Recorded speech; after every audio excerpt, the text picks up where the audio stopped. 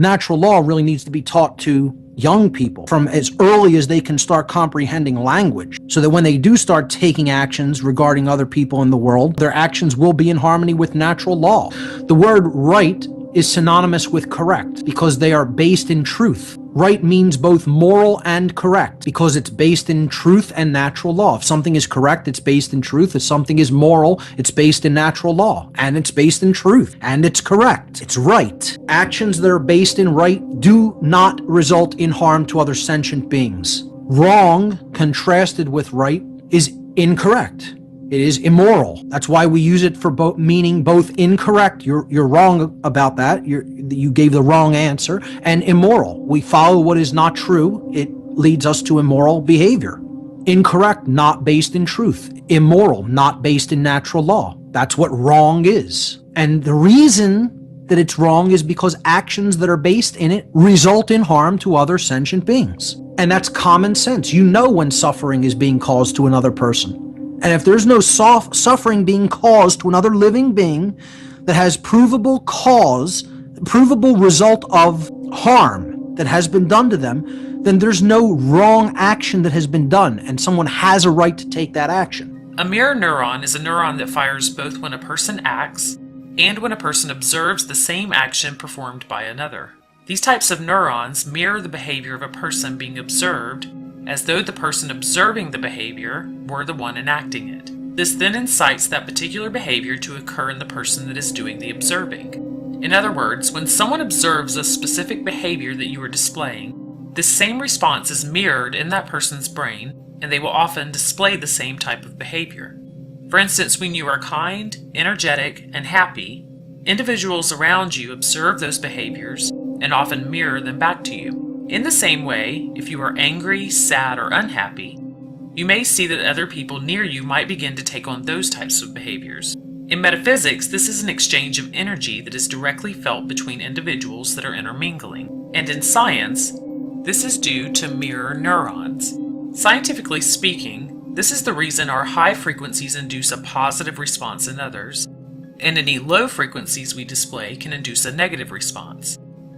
We can literally cause others to act positively towards us through this mechanism. Secondly, science has proven that visualization is a main component of creating our future outcomes. Brain studies now reveal that thoughts have the capacity to stimulate specific brain regions and produce the same mental instructions as actions. Brain chemistry research also proves that if you tell your brain in words what you want, it has the tendency to get bored and lazy. But if you draw it, or mentally show it through imagery, it responds with a much deeper interest and attention. This act assists the brain in storing the imagery as a memory or an already accomplished fact. Most importantly, visualization has a direct impact on many of our cognitive practices, including attention, planning, perception, memory, and motor control. In other words, mental imagery increases the motivation of action, confidence in our ability to achieve a goal, beliefs of success, and positive emotional states that line up with manifesting what is wanted. Consequently, through visualization processes, the brain is literally being trained for performance and achievement. With the law of attraction, we are repeatedly told that daily vivid mental images of the things that we want to manifest helps us magnetize those things into our lives. And this has a lot to do with the fact that neurologists know that constructing an imaginative event is scientifically proven to more accurately create it as an outcome. A third line of scientific evidence that supports the law of attraction relates to intention. Science has proven that the regions of the brain that are involved with intention are also related to action. This means that when we stimulate the areas of the brain that relate to intention, we also stimulate our action centers. It's merely that our intentions need to be strong enough to incite any action that aligns with it. And those intentions can be enhanced through the visualization processes previously mentioned. Additionally, when we place our attention on a specific feeling, whether that be a physical feeling in our body or an emotional feeling, we increase it simply through our awareness and observation. By removing our attention, the feeling state subsides. These two things show that we make it possible to feel and do things by attending or intending them. Therefore, intention-based action and attention-based action support the idea of connection. The connection of as within, so without. The way we think and feel affects our actions and further feeling states, as well as what we observe as our reality. This means that the quality of our thoughts and feelings are in direct correlation with the things we experience, or in law of attraction terms, what we attract to ourselves. Our consciousness affects and directs our experiences, and science is showing us that observation invariably affects those experiences. For the universe to even exist, there must be something to observe it. Accordingly, our consciousness and the universe are fundamentally interrelated. Redirecting ourselves to a different future can be as simple as aligning our imagination, intention, attention, and behavior. And because consciousness itself affects the behavior of the physically experienced outer world, we have the opportunity for any and all types of possibilities. Abundance. The ability to do what you need to do when you need to do it. Period. Did you hear anything in that definition that said anything about money? Did you hear anything in that definition that said anything about any particular way in which the abundance had to come? The ability to do what you need to do when you need to do it. That's abundance. Now, it can come in the form of money, but we understand that on your planet very often you are trained to think that money is the only representation of abundance, and when you have a definition that focuses you on money being the only doorway through which abundance can come, then you're actually closing and locking all the other doorways through which the ability to do what you need to do when you need to do it could actually come to you, because you refuse to identify or label those things equally as abundant as money. Now, when you allow all manner of abundance to be equal and equally valid, then whatever is the way that is the path of least resistance can come to you, be it money, be it someone gifting you something, being it that you simply synchronistically happen across a circumstance that allows you to do what you need to do, be it any way that it may come. Then when they're all equal, the one that is the path of least resistance can flow to you without resistance, because you are allowing it not to have a specialness that singles it out and focuses an undue amount of energy on that particular way needing to be the way to manifest your abundance. Your total environment is a reflection of you as a person. The house and the neighborhood in which you live, the car you drive, the clothes you wear, the job you do, the people with whom you regularly associate. Your total environment is an exact and merciless mirror of you as a human being. Now, if you feel your environment can stand some improvement, you have only to improve your attitude, and your world will gradually change to reflect the changing person. Here's how to change your attitude. Beginning now, begin to act as would the person you most want to become. Now that is, if you were already in possession of the goal you're shooting for, how would you conduct yourself in all of your affairs? Well, do it now, and tomorrow, and the next day. Begin now to act the part of the person you most want to become, and you'll end by becoming that person. Subtly, in little ways, in the way you dress, in the way you talk, in the unfailing courtesy you show to every person with whom you come in contact, begin to act the part of the person who has already achieved that which you're shooting for. The German philosopher Goethe gave us the secret when he said, before you can do something, you must first be something. When you behave like the person you most want to become, the things that person would have will tend to come to you. It's simply cause and effect. Don't be in too big a hurry. It takes longer to build a skyscraper than a chicken coop. Build slowly, steadily, and well. Then when you make it, you'll keep it. You'll stay on top. Always be suspicious of the so-called get-rich-quick scheme or sudden success. Never forget that word, attitude. It's your attitude toward the people with whom you come in contact that will determine their attitudes toward you. The person with a great attitude toward life and the world is the person other people call lucky. He's not lucky. He's just using our old friend, cause and effect. His causes are excellent, and his effects have to be just as good. Well, that's it. 3 things to remember. 3 things to practice every day. If you spent 16 hours a day, 7 days a week practicing your golf swing, in a relatively short time you'd have a grooved, beautiful swing like the pros. So practice your new attitude every day, every waking hour. Practice thinking a few minutes every morning, and you'll find yourself thinking all day long. And remember the formula. Our rewards in life will always be in exact proportion to our contribution, our service. Go over the ideas in this message every day until they're as much a part of you as your name and your temporary address. You'll notice that each time you listen, you'll hear something new. You'll get a new idea you failed to get before. This is Earl Nightingale, and thank you. Is it a right or not for a woman to show her face to someone else in public? Of course it is a right. Why is that a universal right? It doesn't matter what a religion says about it. It doesn't matter what a government says about it. It doesn't matter what any individual says about it. At all times, all places in the universe, you are allowed to bare your face in public. Why is it a right? Because you're not harming someone else as a result of that behavior. So let's look at smoking marijuana for an example. Is that a right or is it not a right? It is universally, 100%, unequivocally, at all times and places in the entire universe, a right. Why? Well, one, because you're doing it to you. Shoving a joint in someone else's mouth, lighting it, and forcing them, holding your fingers over their nose and your hand over their mouth until they're forced to take a breath is not a right, because you're doing it to someone else that may not want that.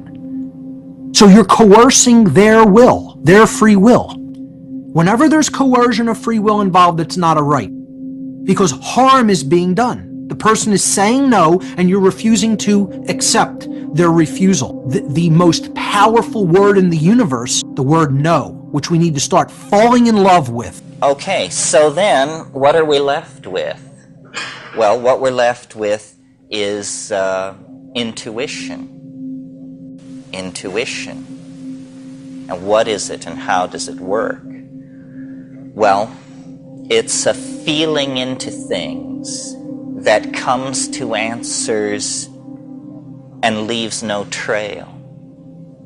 That's the thing. It leaves no trail. So you have it, but you haven't the argument for it. And so its power must reside in its truthfulness. So the power of intuition lies in its ability to express truth in contravention to the forward flow of logic and casuistry.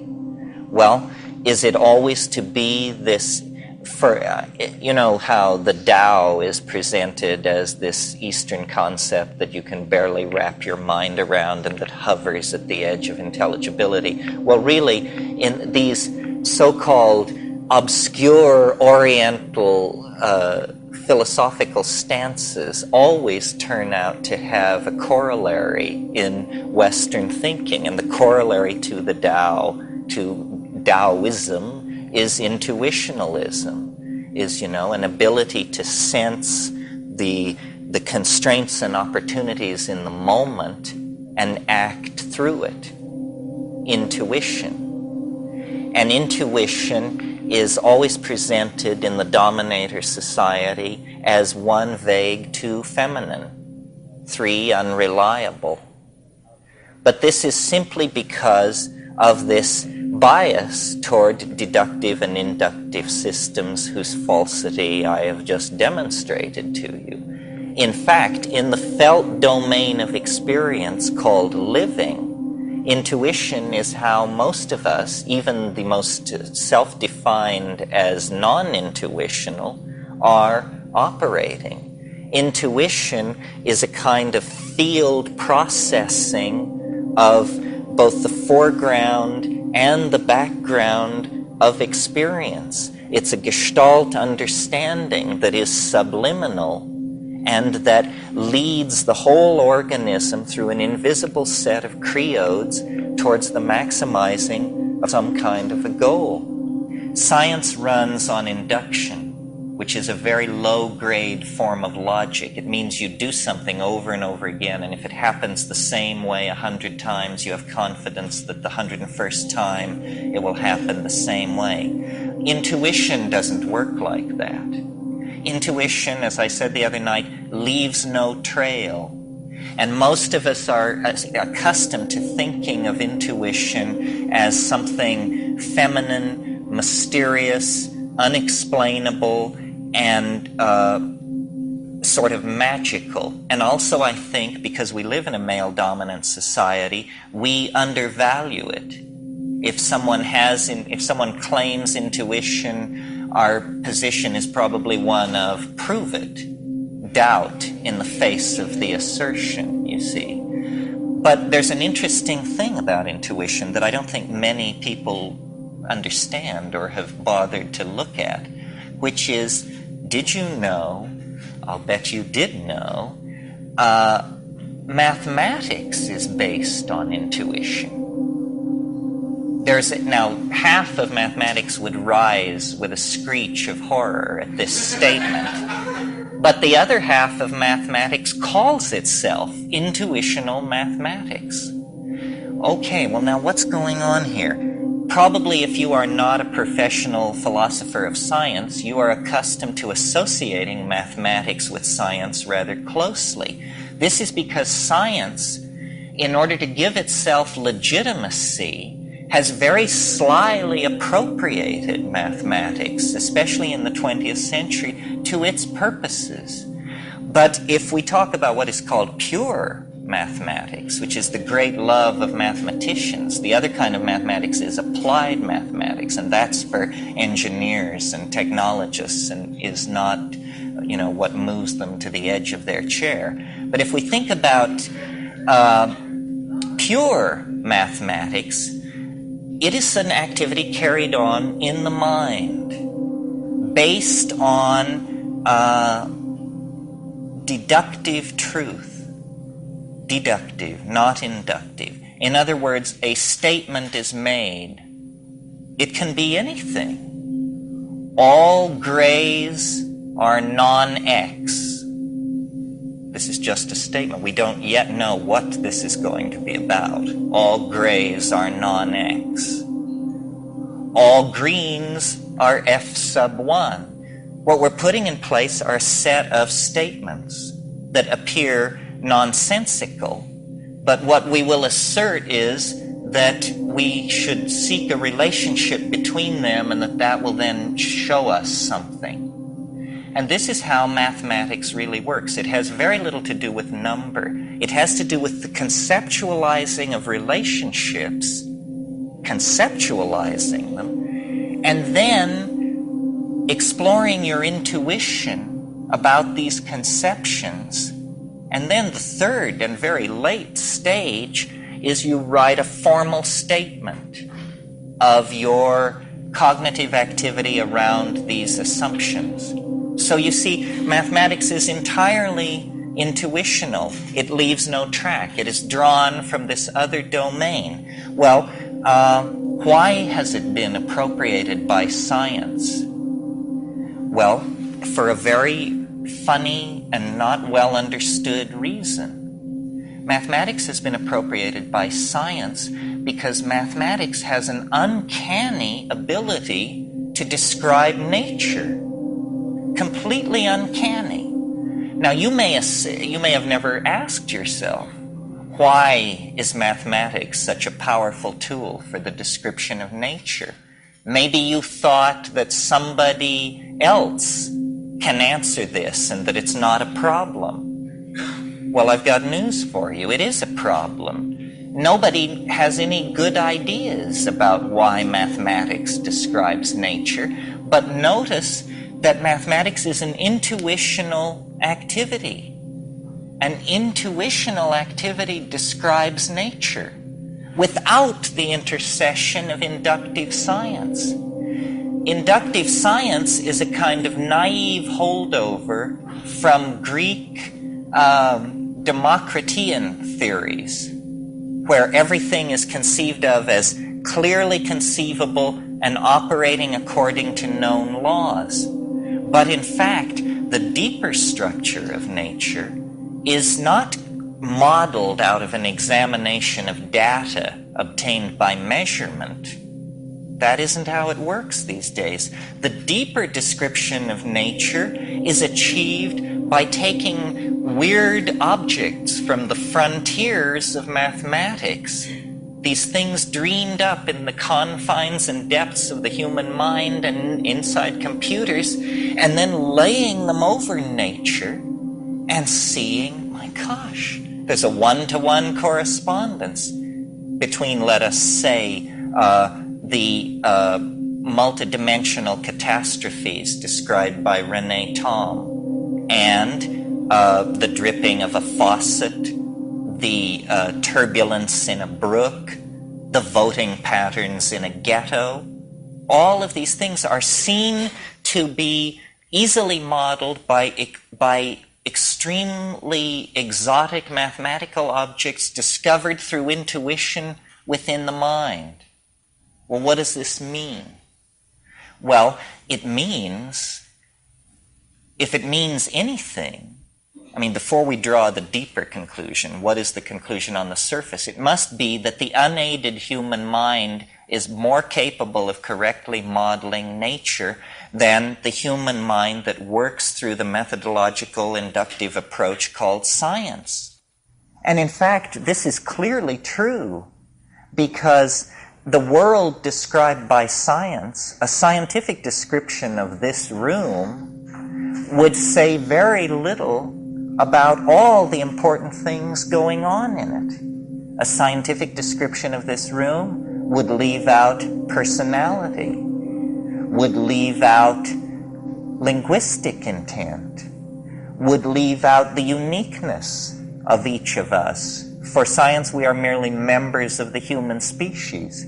Again, this flattening, this reductionism, this betrayal of the quintessence of the phenomenon in a desperate effort to achieve closure in the modeling process. And so then you do achieve closure, but the model is always inadequate. It's always inadequate. So then there's this sense of frustration. We can't get closure with the model unless we tell a lie, unless we deny the complexity, the interrelatedness, the soulness, the spiritness, the mindfulness. All of these things are, for science, what are called secondary properties. They are epiphenomenal. They are only an aspect of your point of view, like an iridescence on a butterfly's wing or something like that. In fact, that is the classic reductionist definition of consciousness. It is an iridescence that appears on the surface of neural processing that we mistake for true being. And yet somehow we are embedded within this iridescence, and it is from within this iridescence that we launch the descriptive models that then deny our existential validity. Well, so this has been an onanistic exercise, is one way of putting it, and there must be others. Okay, so then what is the path of intuition in relationship to nature that is different from the path of science? In a way, it's only a shift of emphasis. William Blake said, attend the minute particulars. Attend the minute particulars.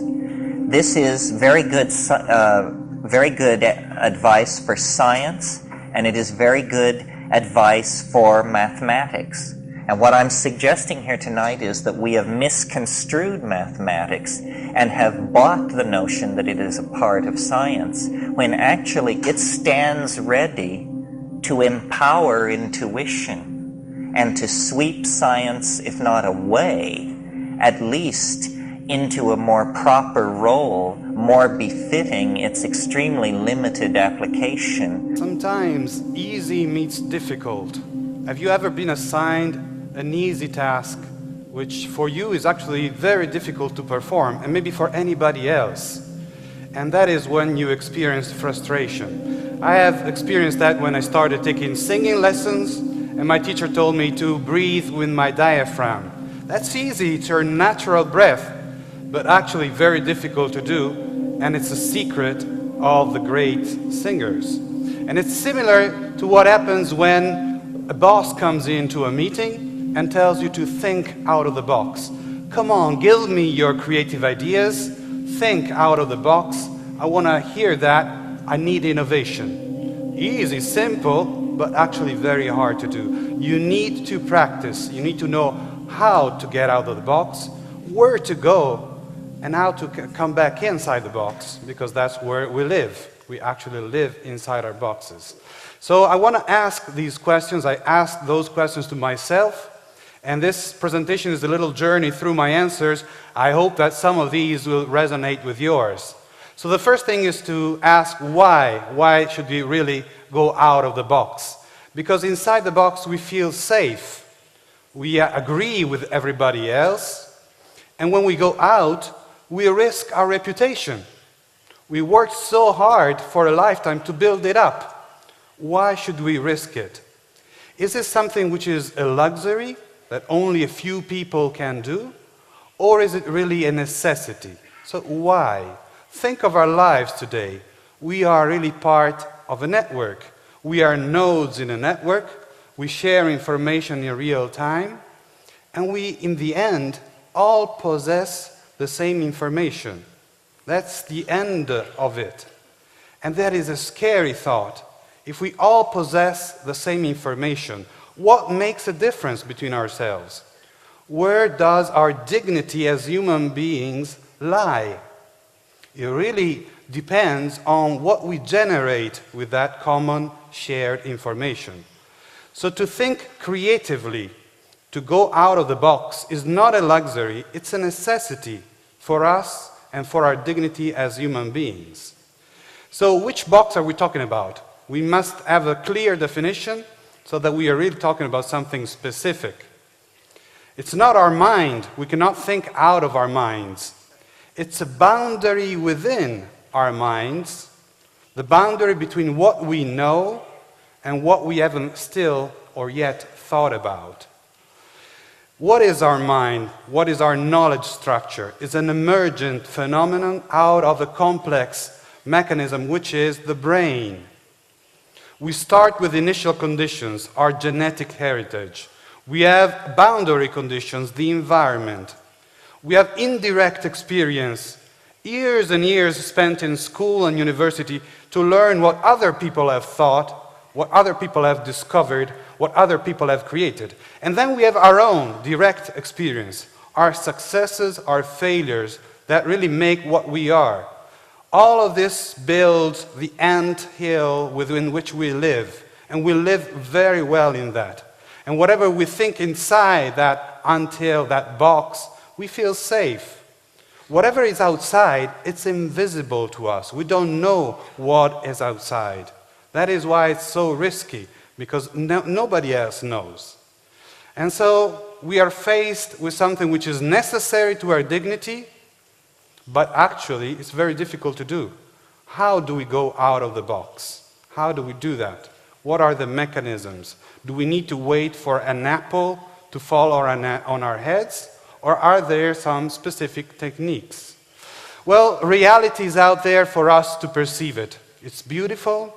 You see these flowers. And we have a lot of ideas, which is our convergent information, the dominant ideas. Whenever we need to think about an area, a focus area, we have ideas on how things should be. We have requirements. We have specifications. We know how things are because that's the way they always have been. But if we want to go out of the box, we need to add something more, a little spice, something which goes beyond the convergent information.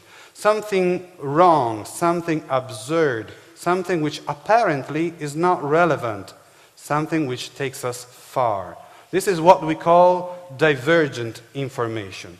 We need a little bit of that divergent information to cross the borders within our minds from what we know to what we haven't yet thought about. So this is the essential mechanism that is necessary, and it takes us to a place where we don't really know where to go. We are suspended. It's like the middle game in chess. Where do you go once you're out of the box? You have no preset direction. So it's really a potential situation that brings us to the feeling that we should immediately go back. This does not make any sense. Let's go back to a safe place. Let's go back inside the box. That's a temptation that we need to resist. We need to value long thinking. Normally we talk about brilliant thinking, fast thinking, deep thinking, but here we're talking about something different. Long thinking. What does that mean? It's some thought that takes us far. It's as if you were reading poetry or listening to music. You don't judge the single notes. You don't judge the single words. It's the ensemble that gives you a feeling and takes you far. We must do the same thing with our concepts. We need to go far.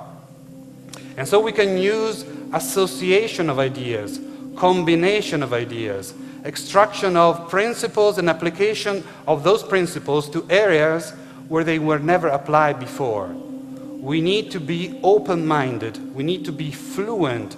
Look for alternatives and not for the correct answer. Because when you think creatively, there's no single correct answer.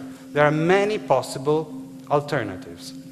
And suppose now that we are lucky, we land up upon a new idea in our travel, in the exploration out of the box. What is the value of that? How do we assess the value of a new idea? It's very difficult if it's really new, because you've never seen that before. Nobody else has seen that before. It's as if we landed on a new planet, totally undiscovered territory. And it's difficult to understand the value of something new. First of all, because we don't feel entitled to be inventors. Who am I to be the generator of that new idea? And probably this has been thought about before. If this is correct, somebody else would have done it before me. These are all natural mechanisms with which we kill our own ideas. We have to resist that. We have to look for the match between the new idea and our initial drive, our initial focus, or evaluate the idea per se for its own value, and maybe see that that's something that solves another problem which was not yours. Serendipity happens all the time. We just need to have the eyes to see that, to notice the difference. Okay, but we are social animals. We live in an environment, so to think out of the box, bring in new ideas, is going to challenge that environment. When is it a good idea to challenge everybody around you in your working environment? You have a boss. You don't really want to upset him or her. When is it a good idea to think out of the box? Well, first of all, if the environment punishes mistakes, you will never be really tempted to go out of the box. You will remain safely in a known environment. So if you want to stimulate an environment which is creative, you need to allow the existence of divergent information. You need to allow irrelevant information to come in. You have to mix and match different disciplines. You have to use metaphors in the organization. Only in that case you will allow the environment to be really prone to the generation of new ideas. So I want to end my talk with a little experiment. We wanted to do this interactively with you, but the time is scarce, so I have indeed prepared a little thing. But if you believe me, and to be honest, this has been generated in the space of few minutes. The generation of ideas, this travel outside of the box, is something which happens very fast. So where should we experiment? Okay, let's say that we want to generate new ideas about TEDx conferences. We are here, so that's a focus area which is very clear to all of us. Now let's start from the convergent information about TEDx conferences. What is needed to make an excellent, good TEDx conference? Well, you need the brilliant speakers that will come up. You need an excellent theme. You need fast speaker-to-speaker transitions. You need grand settings. Okay, the list can go on, and all I'm saying is things that you already know. This is all convergent information. Safe, I'm not generating anything new. I'm inside the box. Now I want to go out, so I apply a divergent modifier to any of these convergent elements. Start from the last one, for example, the grand setting. So a divergent modifier, for example, is to exaggerate, bring it to the limit. So instead of thinking of a TEDx conference in a theater, think of a TEDx conference in a stadium. Does this make any sense? In a stadium. Very difficult to organize, even more difficult than in a theater. And how do you fill the place? How do you fill the stadium? It's too difficult. Doesn't make any sense. I'm tempted to reject that idea. But then I move and I say, okay, maybe the stadium is already filled with people. So from that, you can get the idea of having a TEDx conference at halftime of football matches. A network of speeches which happens at halftime of football matches. Good idea, bad idea, I leave it for you to assess. Take another element. Good speakers, brilliant speakers. That's the most fundamental element of a TEDx conference. Let's take that away. We eliminate the good, brilliant speakers. Does this make any sense? No. We are out of the box. Does this lead to anything useful? Well, I could say that, okay, I don't need the speakers, but I need the speeches, the talks, the scripts. From this comes the idea of one speaker delivering the speech of somebody else. We exchange speakers. So it's a cooperative TEDx conference. Maybe we have duets on stage instead of a single element, or we have people that speak about somebody else's topic, and in that way we have one advantage at least. We take away the element of the ego. There's no ego anymore if you're speaking with somebody else's script. So these are just examples to show you that it's possible and not too hard actually to think out of the box. I hope this journey, in a way, was interesting for you, and now you want to do more of that. So thank you very much. Because you've got to make a move which will put yourself out of your own control into the control of a better. If you don't believe in the Christian kind of a God, you can believe in the Hindu kind of a God, who is your inner self. You see, you've got a lower self, which you can call your ego. That's that little scoundrelous fellow that's always out for me. But behind the ego, there is the Atman, the inner self, the inward light, as Quakers would call it, the real self, the spirit, which is substantially identical with God. So you've got to meditate in such a way that you identify with your higher self. Now, how do you do that? Well, you start by watching all your thoughts very carefully, watching your feelings, watching your emotions, so that you begin to build up a sense of separation between the watcher and what is watched, so that you are, as it were, no longer carried away by your own stream of consciousness. You remain the witness, impassively, impartially, suspending judgment and watching it all go on.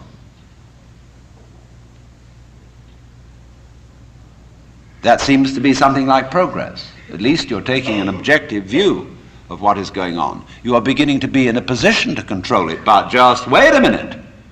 Who is this self behind the self, the watching self? Can you watch that one? It's interesting if you do, because you find out, of course, that this is just as the problem of grace is nothing more than a transposition of the first problem. How am I to be unselfish? By my own power. It becomes, how am I to get grace by my own power? So in the same way, we find that the watching self, or the observing self, behind all our thoughts and feelings, is itself a thought. That is to say, When the police enter a house in which there are thieves, the thieves go up from the ground floor to the first floor. When the police arrive on the first floor, the thieves have gone up to the second, and so to the third, and finally out to the roof. And so when the ego is about to be unmasked, it immediately identifies with the higher self. It goes up a level. Because the religious game is simply a refined and highbrow version of the ordinary game. How can I outwit me? How can I one-up me? So, if I find, for example, that in the quest for pleasure, the ordinary pleasures of the world, food, sex, power, possessions, all this becomes a drag, and I think, no, it isn't there. So I go in for the arts and literature, poetry, music. And I absorb myself in those pleasures. And after a while, they aren't the answer. So I go to psychoanalysis, you see. And then I found out that's not the answer. I go to religion. But I'm still seeking what I was seeking when I wanted candy bars. I want to get that goodie. Only I see now that, of course, it's not going to be a material goodie. All material goodies fall apart. But maybe there's a spiritual goodie that's not going to fall apart. But in that quest, the quest is not different from the quest for the candy bar. Same old story, only you've refined the candy bar and made it abstract and holy and blessed and so on. So it is with the higher self. The higher self's your old ego. And you sure hope it is eternal, indestructible and all-wise. But then the great problem is how to get that higher self working. How does it make any difference to what you do and what you think? I know all kinds of people who've got this higher self going, practicing their yoga, but they're just like ordinary people, sometimes a little worse. And they can fool themselves. They can say, for example, well, my point of view in religion is very liberal. I believe that all religions have divine revelation in them, but I don't understand the way you people fight about it. You fight and say that we Jehovah's Witnesses have the real religion. Others say, well, we Roman Catholics have it. And the Muslims say, no, it is in the Quran, and this is the right way. And somebody else gets up, and he may be a rather highbrow Catholic, and say, well, God has given the Spirit through all the traditions, but ours is the most refined and mature. And then somebody comes along and says, well, as I said, they're all equally revelations of the divine. And in seeing this, of course, I'm much more tolerant than you are. You see how that game is going to work? See, I could take this position. Supposing you regard me as some sort of a guru. And you know how gurus hate each other. They're always putting each other down. And I could say, well, I don't put other gurus down. See, that outwits all of them. See, we're always doing that. We're always finding a way to be one up. And by the most incredibly subtle means. So you see that, you see? And you say, I realize I'm always doing that. Now tell me, how do I not do that? I say, why do you want to know?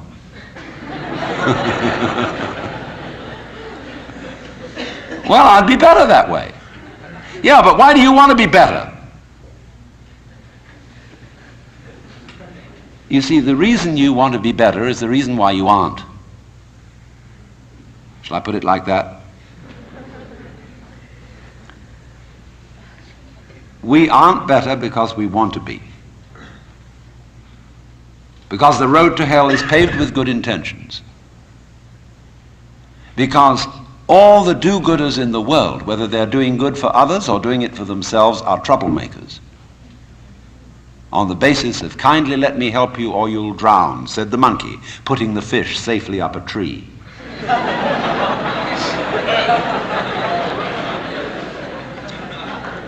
We white Anglo-Saxon Protestants, British, German, American, have been on a rampage for the past 100 or more years to improve the world. We have given the benefits of our culture, our religion, our technology to everybody, except perhaps the Australian Aborigines. And we have insisted that they receive the benefits of our culture, even our political styles, our democracy. You better be democratic, or we'll shoot you. And having conferred these blessings all over the place, we wonder why everybody hates us. See, because sometimes doing good to others, and even doing good to oneself, is amazingly destructive. Because it's full of conceit. How do you know what's good for other people? How do you know what's good for you? If you say you want to improve, then you ought to know what's good for you. But obviously you don't. Because if you did, you would be improved. So we don't know. It's like the problem of geneticists, which they face today. I went to a meeting of geneticists not so long ago where they gathered in a group of philosophers and theologians and said, now look here, we need help. We now are on the verge of figuring out how to breed any kind of human character we would want to have. We can give you saints, philosophers, scientists, great politicians, anything you want. Just tell us, what kind of human beings ought we to breed? So I said, how will those of us who are genetically unregenerate make up our minds what genetically generate people might be? Because I'm afraid very much that our selection of virtues may not work. It may be like, for example, this new kind of high-yield grain which is made, and which is becoming ecologically destructive. When we interfere with the processes of nature and breed efficient plants and efficient animals, there's always some way in which we have to pay for it. And I can well see that eugenically produced human beings might be dreadful. We could have a plague of virtuous people. Do you realize that? Any animal considered in itself is virtuous. It does its thing. But in crowds, they're awful. Like a crowd of ants or locusts on the rampage. They're all perfectly good animals, but there's just too much. I could imagine a perfectly pestiferous mass of 1 million saints. So I said to these people, look, there's the only thing you can do. Just be sure that a vast variety of human beings is maintained. Don't please breed us down to a few excellent types. Excellent for what? We never know how circumstances are going to change and how our need for different kinds of people changes. At one time, we may need very individualistic and aggressive people. At another time, we may need very cooperative, team-working people. At another time, we may need people who are full of interest in dexterous manipulation of the external world. At another time, we may need people who explore into their own psychology and are introspective. There is no knowing. But the more varieties and the more skills we have, obviously, the better. Before I begin, I want you to stomp your foot on the ground. It's solid, right? Next, I want you to squeeze this book in your hands. It's solid too, right? Wrong. In fact, you aren't solid either. Break out the Twilight Zone theme song, please. I know. It sounds like I'm being silly here, but I'm not. Let me explain. You see, according to quantum physics, which deals with the very small stuff, everything we once thought was physical is, well, not physical. Everything is energy. The chair you're sitting on, the house you live in, the person next to you, and even your dog. Sounds crazy, right? You might be thinking, wait a minute, Josh, but this book in my hands feels physical. How can you say that everything is energy? Quit messing with me before I give you a solid right hook to your physical face. Now, before you try knocking me out to prove me wrong, let me respond with a quote from the book What the Bleep Do We Know, where one author states this mind-bending truth. Quote, "One of the first cracks in the structure of Newtonian physics was the discovery that atoms, the supposedly solid building blocks of the physical universe, were mostly made up of empty space. Well, not really. That supposed emptiness is not empty at all. It contains enormous quantities of subtle, powerful energy." End quote. Did you get that? Even the so-called empty space between atoms isn't really empty either. That too is energy. What I'm basically trying to say is this: physical reality is simply an illusion. I know this can be a hard pill to swallow, but in case you're wondering why you're having quote-unquote physical experiences, it's because atoms, which are composed of electrons, repel each other. That is to say, the electrical repulsion of electrons gives you the sensation of feeling something. This is why your book isn't slipping through your fingers right now, or why it's probably not a good idea to jump in front of a moving bus. Another crucial feature of quantum physics is the fact that energy can act as either visible particles or invisible waves. But get this, and this is where it gets even weirder. It all depends on what you're looking for. What do I mean? If you're looking for a particle, it becomes a particle. If you're looking for a wave, it becomes a wave. Or, as Penny Pierce, author of Frequency, puts it, your perception determines the shape of your reality. You see, there's something subjective about the nature of reality where we have an inescapable influence in constructing it. In fact, contrary to what many people believe, the material world doesn't pre-exist in any certain form waiting to be observed. Rather, it's a very act of observing which creates the material world. Before then, what exists are fields of possibilities, oceans of waves, frequencies. For instance, when an observation is made, matter appears, creating the world we perceive. But when we look away, bam, it disappears back into energy. Lynn McTaggart, author of The Field, puts it this way, quote, "Reality is unset jello. There's a big, indeterminate sludge out there that's our potential life, and we, by our very active involvement, our act of noticing, our observation, we get that jello to set. So we're intrinsic to the whole process of reality. Our involvement creates that reality." End quote. I guess you could say this ends up blurring the distinction between the world quote-unquote out there and the quote-unquote objective observer. How crazy is that? Still not convinced yet? Well, what about when the eminent American theoretical physicist John Wheeler, a colleague of Albert Einstein, said, quote, "We are not simply bystanders on a cosmic stage. We are shapers and creators living in a participatory universe," end quote. Shapers, creators. I like that. It's empowering, isn't it? We all play a decisive part in this open, dynamic, and interactive universe which is constantly changing. Yup, we are that involved. You can observe the life you want. But the critic can say, okay, so we can influence the small stuff like subatomic particles, big deal, but we can't influence the big stuff like the things we experience in our everyday world. My response is, why not? Maybe many of us don't influence the big stuff because, as Dr. Joe Dispenza says in his book Evolve Your Brain, we're simply poor observers. But hey, maybe with some practice, we'll be able to influence our reality in more ways than some people expect. Shouldn't this excite us? Now high five the person next to you. It's been said that we think around 60,000 thoughts each day. Don't make me ask what most of yours are about, wink wink, and every thought we have emits a certain frequency. Positive thoughts vibrate at a higher frequency, while negative thoughts vibrate at a lower frequency. Why is this so important? Well, whatever thought vibrations you're putting quote unquote out there, positive or negative, things of the same frequency will match it back. In other words, your reality, in many ways, is a reflection of your dominant thoughts, which is why being optimistic is so important. Earl Nightingale, author of the classic book The Strangest Secret, knew that our thoughts had the power to shape our lives, even to the point where they can either make us or break us. Earl's famous words were, "We become what we think about." Or what about when American poet Ralph Waldo Emerson said, "A man is what he thinks about all day long."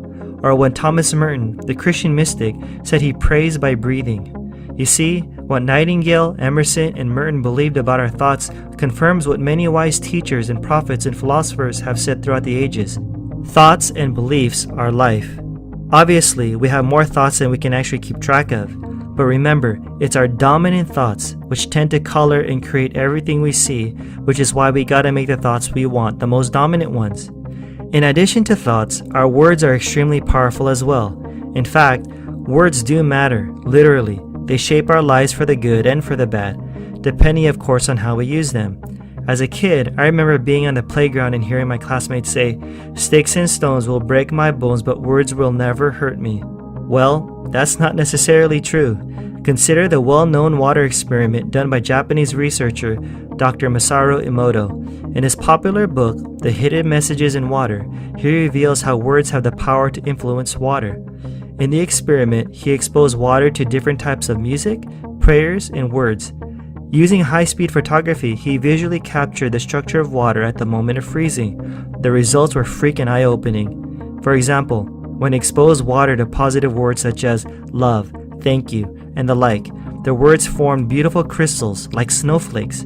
But when he exposed water to negative words such as I hate you, you idiot, you make me sick, I will kill you, the water, interestingly so, formed dark holes, dull colors, and became, in a word, ugly. How does this have anything to do with us? Think about it. What percentage of the human body is composed of water? Oh, that's right, it's over 70%. That being said, wouldn't it be a good idea to be very careful with what we say to and about ourselves? Like thoughts and words, our feelings play a vital role in creating our reality too. Not only do they reveal what we're vibrating at any moment, but they also indicate what we believe as quote-unquote truth in our subconscious minds, even if our beliefs are not true. For instance, some of us have written down positive affirmations on sticky notes like, I'm rich or I'm healthy, posting them all over our bathroom mirrors, our computer screens, and around our office cubicle at work, reciting them over and over again, hoping to see our affirmations become a reality. The results? They hardly did us any good. Sometimes they helped, and other times, unfortunately, they didn't. Why?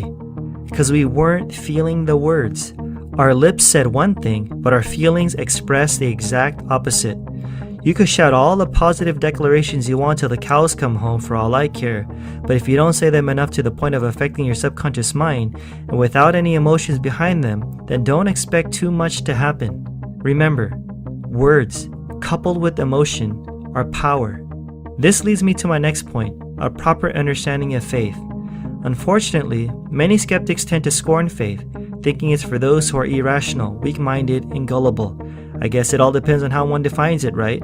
As for me, real faith proves just the opposite. It's for those who are able to rationalize beyond the limiting beliefs many people tend to embrace. In fact, it can take a lot of cojones to have the kind of faith I'm talking about in certain situations.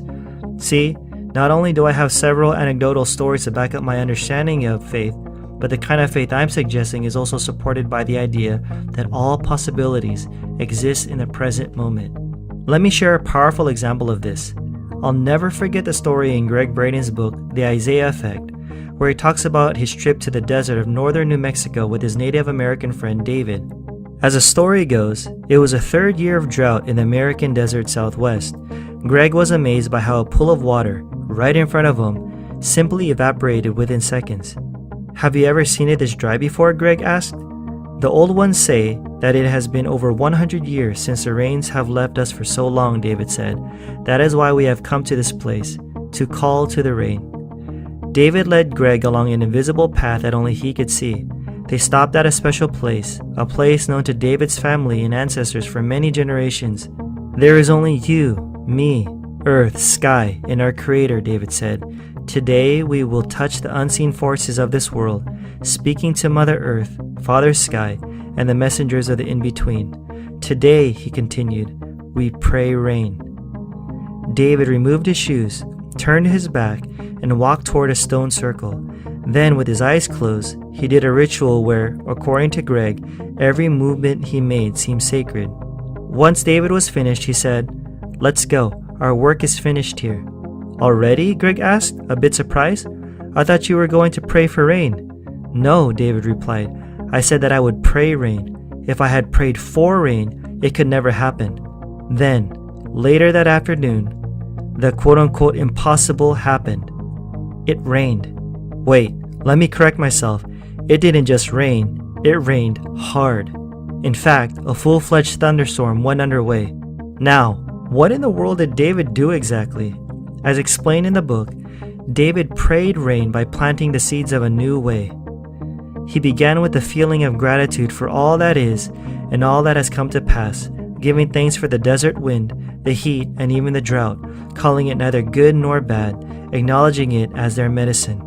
Then he chose a new medicine. He felt the feeling of what rain feels like upon his body, all the way down to his feet, feeling the wet earth oozing between his toes.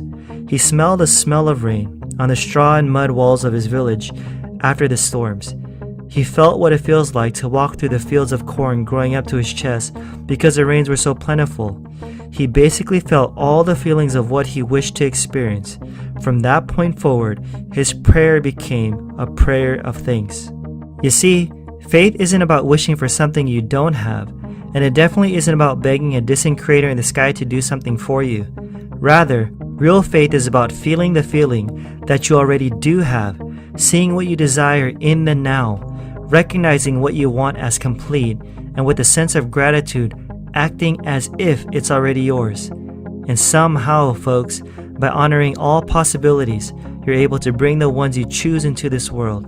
How can this not pump you up, right? The last powerful tool in creating reality is visualization. Try not to judge too quickly. It's not something only New Agers do. The truth is, it's something we all do. Some of us are just not used to the word. Take daydreaming, for instance. Some critics find it easy to mock those who daydream often, especially when the daydreamer's goals seem so out of reach. Unfortunately, they're told by these critics to snap out of it or to be realistic. But what if daydreaming is simply part of the process of creating? I mean, just think about it. Aren't all inventions visualized in the mind first? Albert Einstein was right when he said, quote, "Imagination is everything. It is a preview of life's coming attractions," end quote. So never underestimate the power of your imagination. Who knows? Whatever you're visualizing now can change the future of the world. Visualization can be used for a number of exercises as well, things for which many people don't even consider at all. Research has shown that athletes who practice visualization during rehabilitation heal significantly faster than those athletes who didn't. Another study even revealed how, quote, "Visualization of muscle stretching while actually stretching increased muscle flexibility significantly," end quote. Visualization has also helped the performance of basketball players, golfers, swimmers, and even weightlifters. Name any exceptional athlete, and I'm willing to bet he or she will attribute visualization as part of their success. Should we be surprised? I don't think so. Scientists have discovered that the brain can't tell the difference between what a person is imagining in the mind and what a person is actually experiencing. So whether you're running in the mind or on an actual field, shooting basketballs through hoops in the mind or on an actual court, interestingly enough, the same areas of the brain are being activated. There you have it. Thoughts, words, feelings, faith, visualization, they all work hand in hand, benefiting you in certain ways as you learn to master them. That being said, you have a choice every single day to create the reality you want. You decide whether to wake up from the alarm or to press the snooze button. You decide whether to be kind or to be a jerk.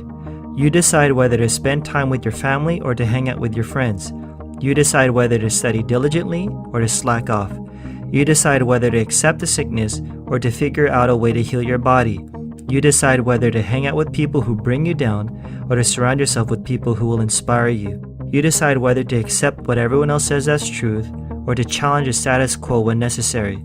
You decide whether to quit following your dream or to keep going. You decide. You, my friend, are a powerful force to be reckoned with. So from this point on, as my friend Greg Kuhn puts it, you're going to stop telling it like it is and start telling it how you want it to be.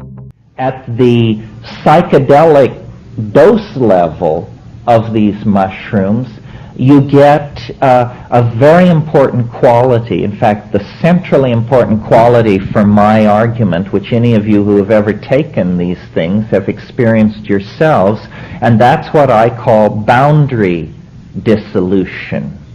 And here's the notion in a nutshell. When you look back through the primate phylogeny, clear back to the primitive primates, the squirrel monkeys and those sorts of animals, there are always what are called male dominance hierarchies. There's an alpha male animal who, through brute force usually, takes the most desirable females under his command and sets his lieutenants over his male lieutenants over the rest of the females, and this is how these monkey societies order themselves.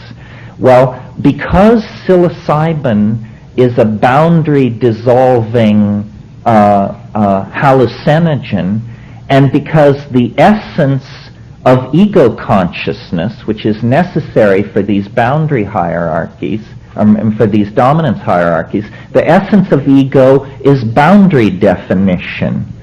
So what I'm actually suggesting in this book is that we self-medicated ourselves into a state of gender equality and partnership, consciously or unconsciously, by allowing this item in our diet which suppressed ego and hence suppressed male dominance hierarchies.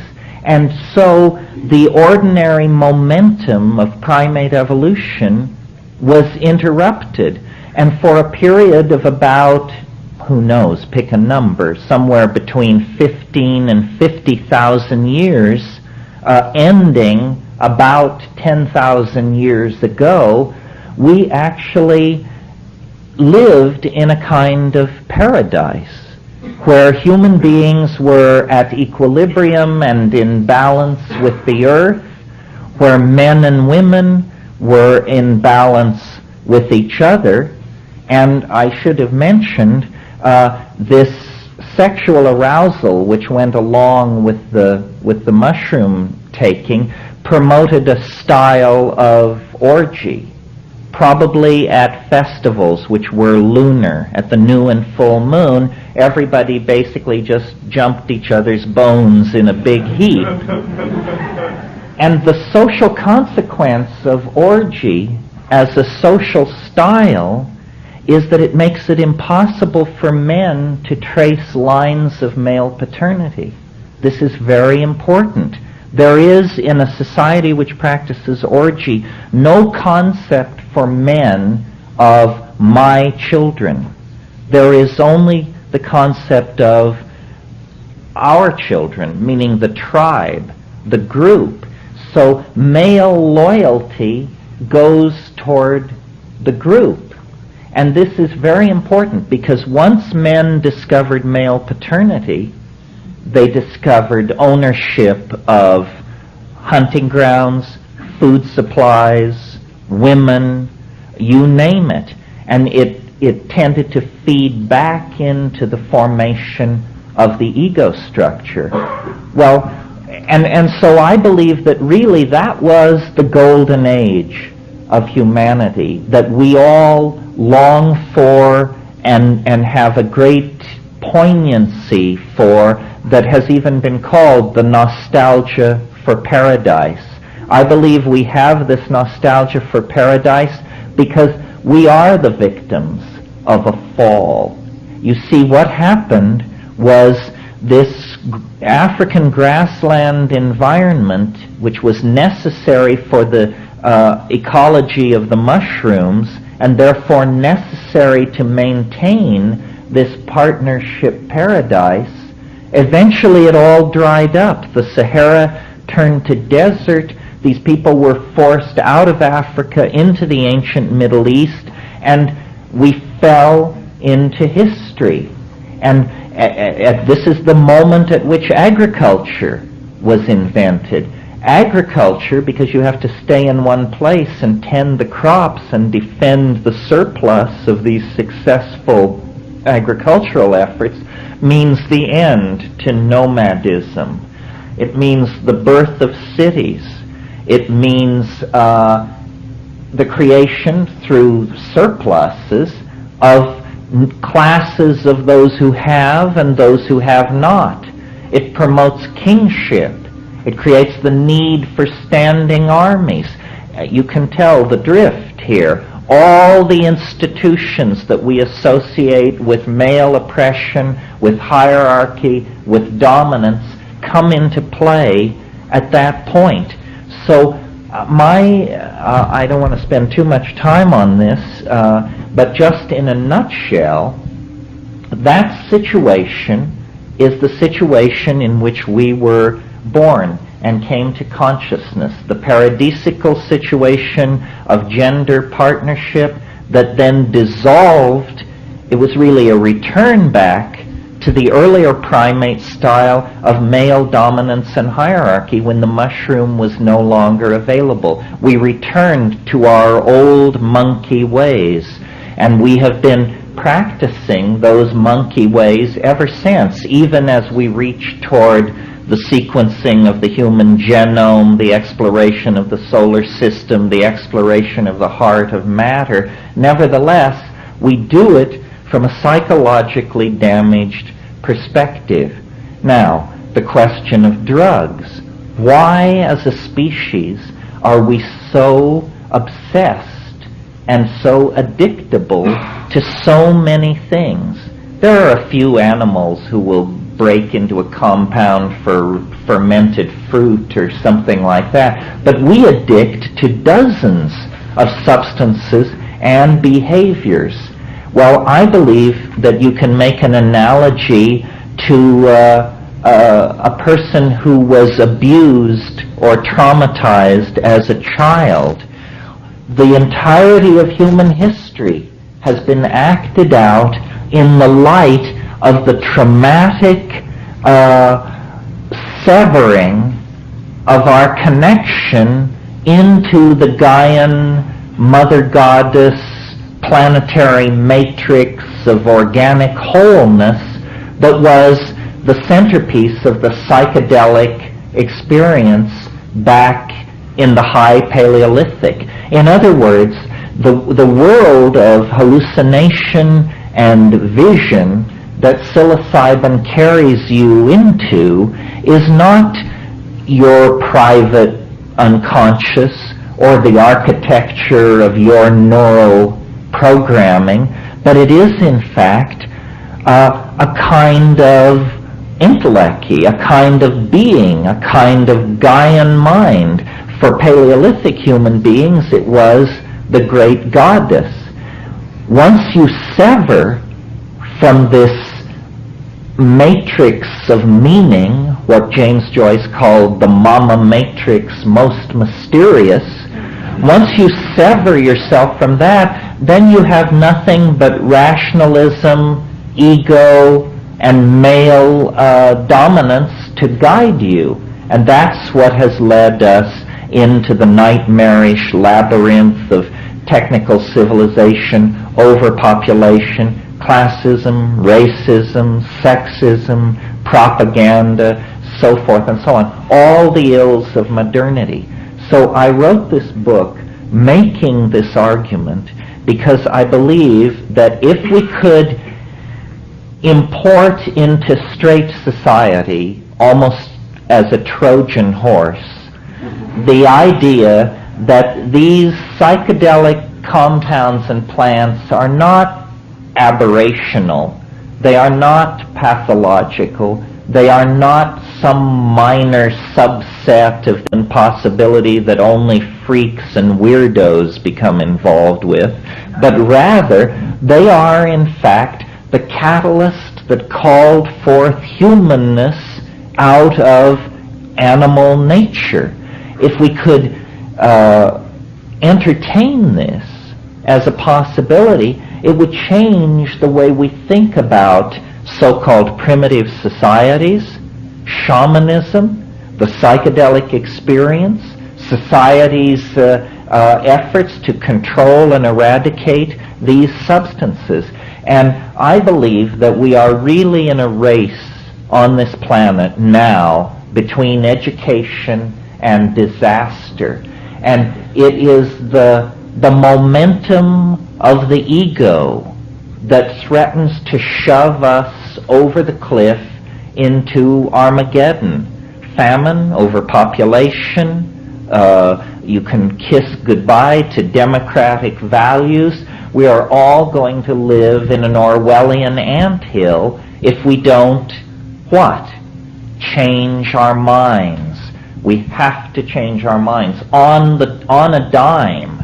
I'm not talking about a 500-year program to slowly straighten things out. We have, I believe, less than 30 years to come to terms with the dissolving ozone hole, the toxification of the oceans, the greenhouse effect, the spread of epidemic disease, the rise of fascism, the relentless efforts of the free marketeers to deal products in every corner of the planet.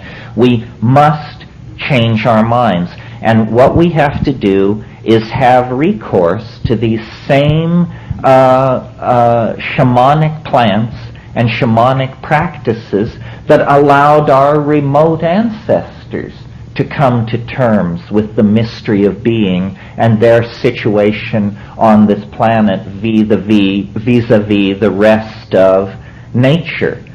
So I think it's very important at this time to make this argument as clearly as possible, to launch the idea into society and let argument and debate rage. Now, you may think that I'm proposing blowing up some already existing edifice of theory about how human beings came to be. This is not the case. As a matter of fact, orthodox anthropology hasn't a clue. We are the fly in the soup of natural science's explanation of the evolution of species. It's easy to understand how one kind of hummingbird emerges from another. It's not very easy to understand how creatures that build something like Los Angeles can emerge out of creatures who hunt ants by sticking grass stems down their holes, you know. We represent some kind of primary break with nature at the animal level. And I believe it's because we have a symbiotic relationship with all of nature. We are wired for this.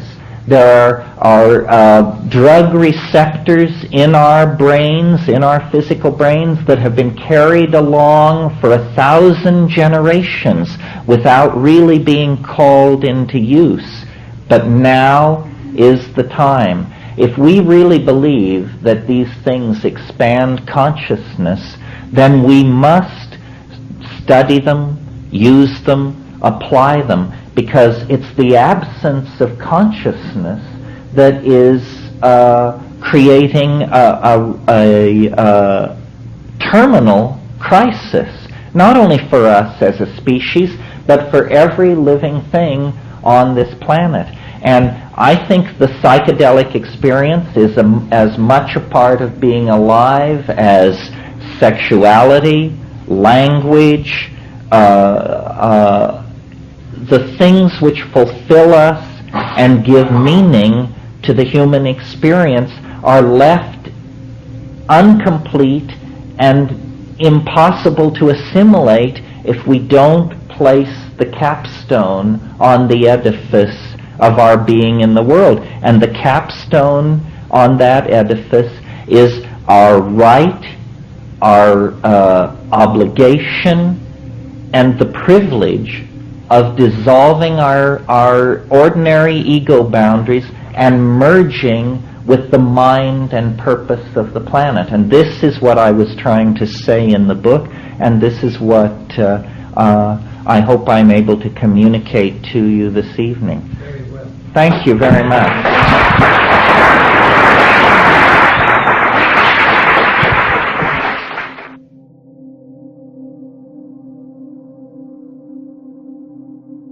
Your analogy is trying to, that you cannot drive, in essence, where there are no roads. Where there are no roads. Well, of course, you nearly do that when you go home from the broadcast here, but... And you haven't even been up to see me. You're psychic. We're very proud of our bad roads. I understand. It keeps the riffraff away, I suppose. It certainly does. Actually, it doesn't keep the riffraff away, but it keeps everybody else away. How long, Terence, have you been residing on the side of the volcano there? Well, continuously for about 3.5 years. I've had land out here for about, since 77. Since 77, and before that? I grew up in western Colorado, and I had my children and my marriage and all that in California, and lived 35 years in Northern California. You knew Timothy Leary, yes? I knew him.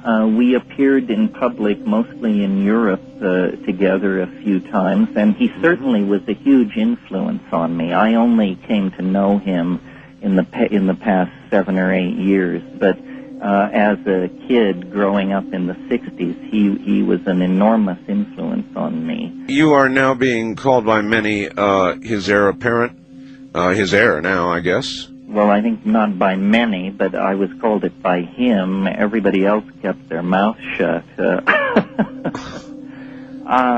I have my method. I'm very interested in the psychedelic experience. I was raised Catholic, and what I kept of that was an enormous thirst for the paranormal, the miraculous, yes, supernatural. Yes. And I went to India, and I made the rounds of the gurus and the geishas, and I didn't find what I was looking for. But when I went to South America, to the jungles down there, I discovered that LSD was only the tip of the psychedelic iceberg, and what I had taken to be modern science and modern chemistry was actually a tradition of shamanism and religious use of psychedelic plants that was thousands and thousands of years old. And that fascinated me because it worked for me. Most people who seek the mystery with... Listen, let us pick this up after the top of the hour. Now, listen to me carefully. You've got about a 10-minute break here. At least, and you're not going to hear anything. Don't let it bother you. Just put the phone down, grab a cup of coffee or something or another, and we'll be back to you, okay? All right. Stay right there. This is CBC. Terence, here we are once again. Are you there? I am. All right. You're going to get a lot of web hits from this. I hope your server can hold up.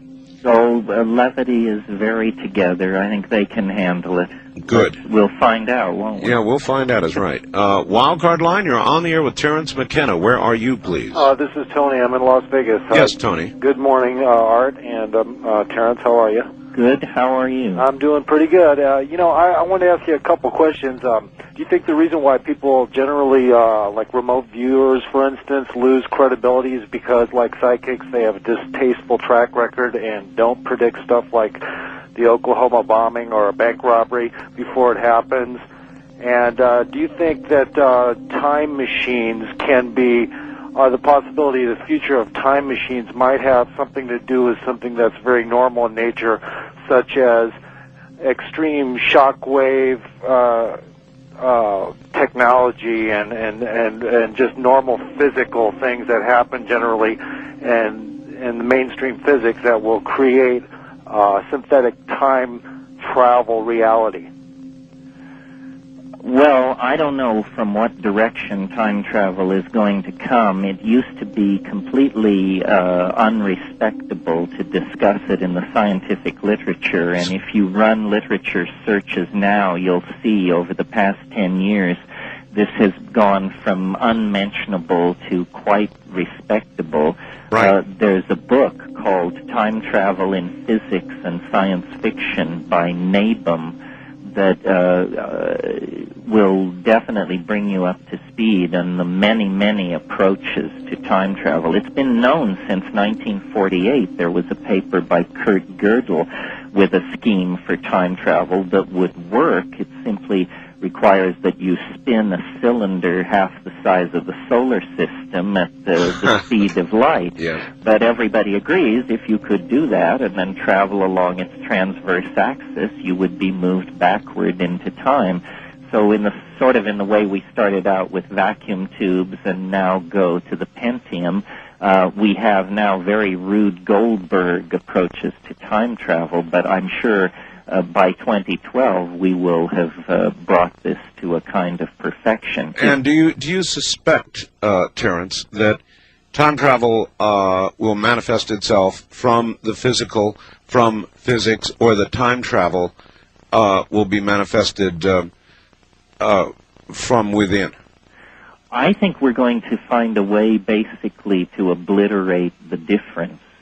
It's only been 500 years since some Europeans sailed over the horizon and found the lost half of this planet. That's right. And I think the human imagination is as solid as the real estate you're standing on, Art, and that when this is understood, there will be a kind of migration into the human imagination, and that this is, time travel, space flight, immortality. We have these terms for these things, but what is really coming is going to be all this and more. Our way of talking about it is inevitably incredibly quaint because we talk about it inside the very culture it's going to make obsolete. It sure would do that. Terence, a lighter question. This comes from my wife at the beginning of the program. She knew that you were the one to follow on in Timothy Leary's footsteps, and so she thought she would ask you, it is rumored, or it is perhaps a legend, that Timothy had squirreled away like a treasure trove at some secret location 25,000 hits of blue Sandos. Where is it? Do you know where it is? My goodness, Art, your wife follows these things very closely. Where is the blue Sandos? Yeah, that's right. Where's the X mark on the map? Have you got the map? Well, my lips are sealed. When they open the tombs on Cydonia, I'll issue a press statement. All right. We'll leave it right there. West of the Rockies, you're on the air with Terence McKenna. Hello. Hello? Hello. Hi. Where are you, sir? I am in San Francisco. My name is Ryan. All right, Ryan. It is great to talk to both of you. I am of the belief that there are two types of people in the world, basically, like people who have had psychedelic experiences, people who haven't, and the vast difference in their ways of thinking once they have had a psychedelic experience. That's why it's illegal. Yeah. Yeah. What is the direction, I wanted to ask Terence, that he sees this state now where it is illegal and why it is keeping, I think, our civilization down to its dreadful state. I think that, if it could be, like through mass awareness somehow, I just wish it could be legal so people, I think, could go to the next level that we are, coming to towards so fast with things speeding up. I mean, everybody feels it, I believe, everybody that I know. Did you say next level? Yes. You're calling from San Francisco, not Rancho Santa Fe, right? Yeah, exactly. Yes. Let me say this. I mean, I'm a bit of a pessimist on this subject because I take psychedelics so seriously.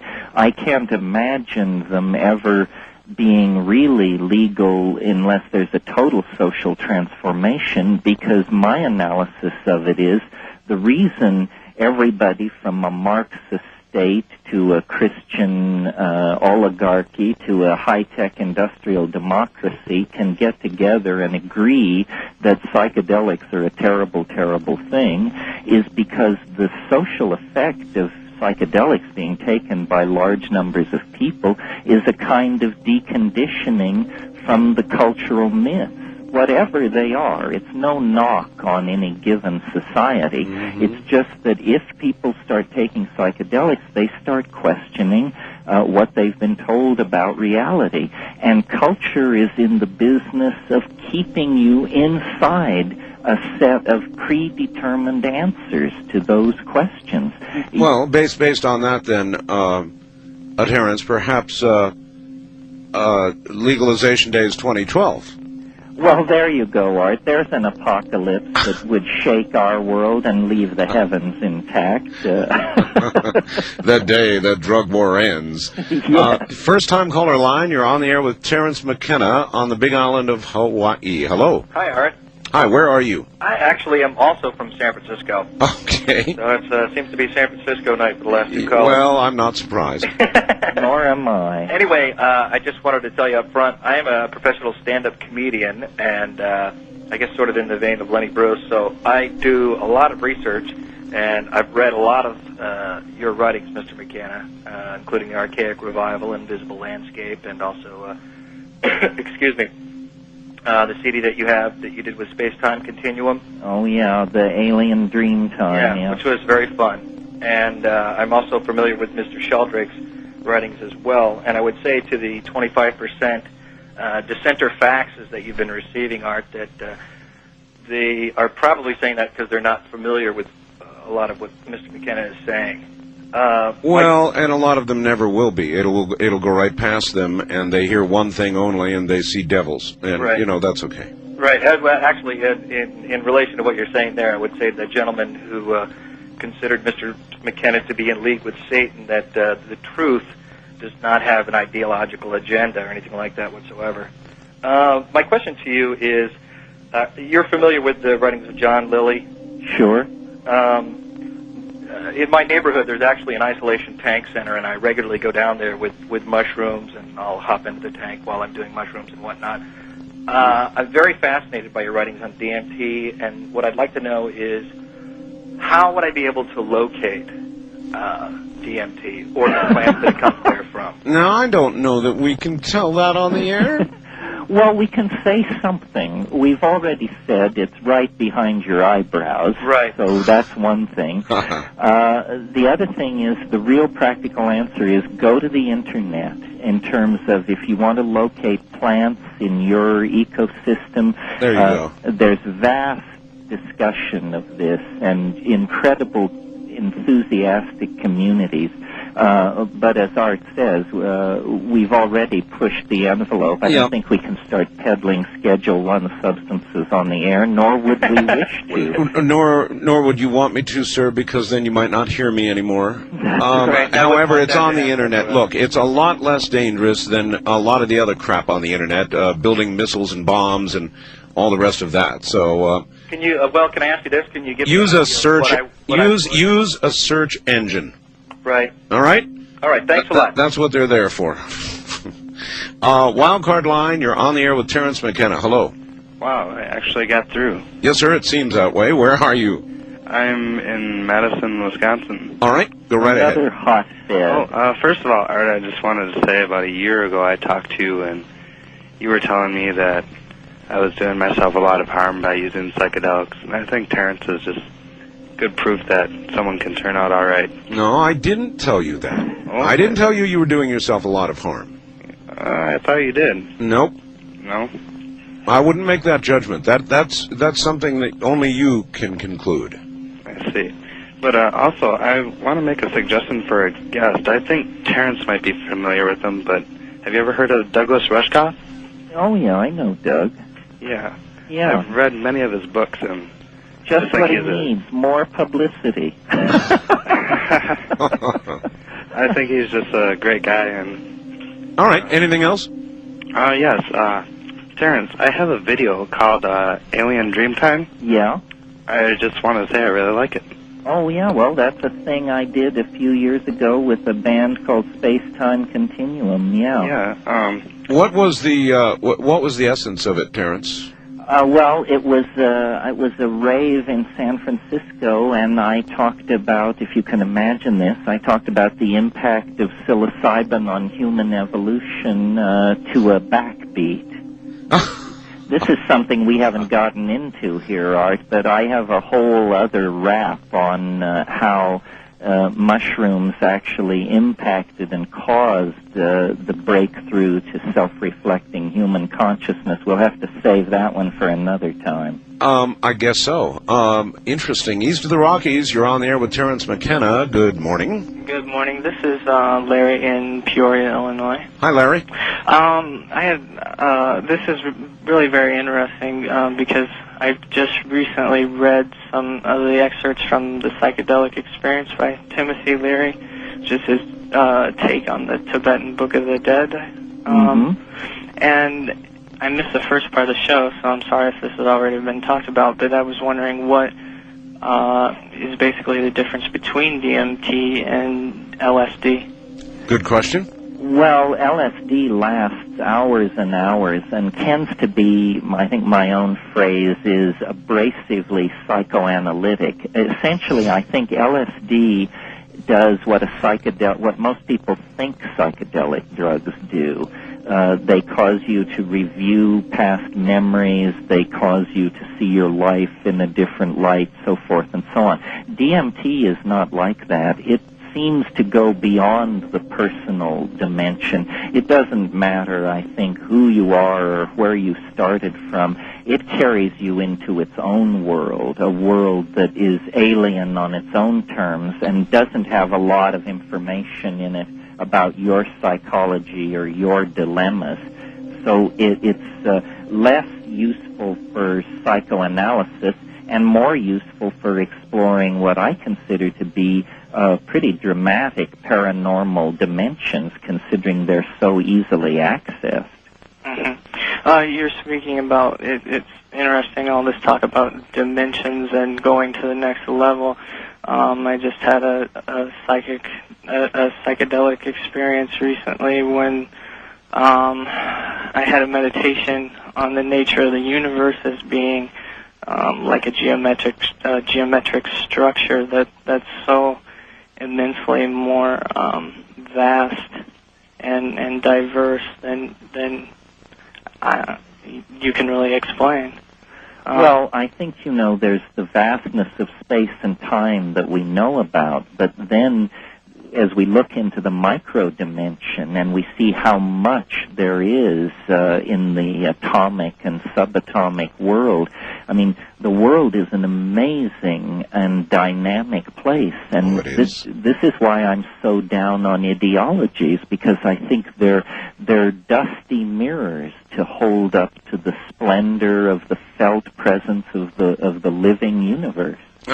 Here's I believe, McKenna quote. Quote, Western civilization is a loaded gun pointed at the head of this planet. Unquote. Yep. Western civilization is a loaded gun pointed at the head of this planet. And what I think I was referring to there was resource extraction, propaganda, pollution of the atmosphere, and this sort of thing. If we continue to practice our cultural values as we have practiced them over the next 1,000 years, we're going to make the earth unfit for our children, which is a sin and a tragedy of such magnitude we don't even have a name for it. Boy, I sure agree with that. And then this, quote, LSD is a drug that occasionally causes psychotic behavior in persons that have not taken it. Terence McKenna, quoting Tim Leary in Los Angeles in 1991. Accurate? Yeah. Well, I tried to give that quote to Tim, and he swore to me he'd never said that. So it's sort of hanging out there in the air. But it's a very funny quote because I think it makes clear to people how agitated you can become by drugs you haven't taken, and how often the people who have the most negative drug reactions are the people who didn't take the drug. You are a heretic. And just one last, as we head toward the bottom of the hour. The mind rests on a foundation of chemical machinery. Yes. It rests on a foundation of chemical machinery. It is not simply the product of chemical machinery any more than I am an automobile when I drive it. All right, well, rest your chemical machine for a moment, and we'll come right back. Terence McKenna from the Big Island of Hawaii is my guest. We've got 30 more. If you've got a question, we've got phone lines. I'm Art Bell, and this is CBC. All right, Terence McKenna back in a moment. My guest is Terence McKenna. Terence, again, with respect to Timothy, he, of course, as you well know, has been launched into orbit with a number of other notables. And I was just wondering, again, referencing that 25,000 hits of Blue Santos, do you suppose it's possible that Timothy had them launched with himself, and that orbital decay will provide one great last acid rain at about 2012? Well, he did want to prove that you can take it with you. All right. First-time caller line, you're on the air with Terence McKenna. Hello. Hi there. Hi. Where are you? I'm in Nanaimo, BC. British Columbia. All right. Yeah. I first discovered you, Art, about 3 years ago, and I was getting you very faintly at night from KEX in Oregon. Yes. Now we've got you on CFUN in Vancouver, and we're all real happy about it. Thank you. You keep us up all night.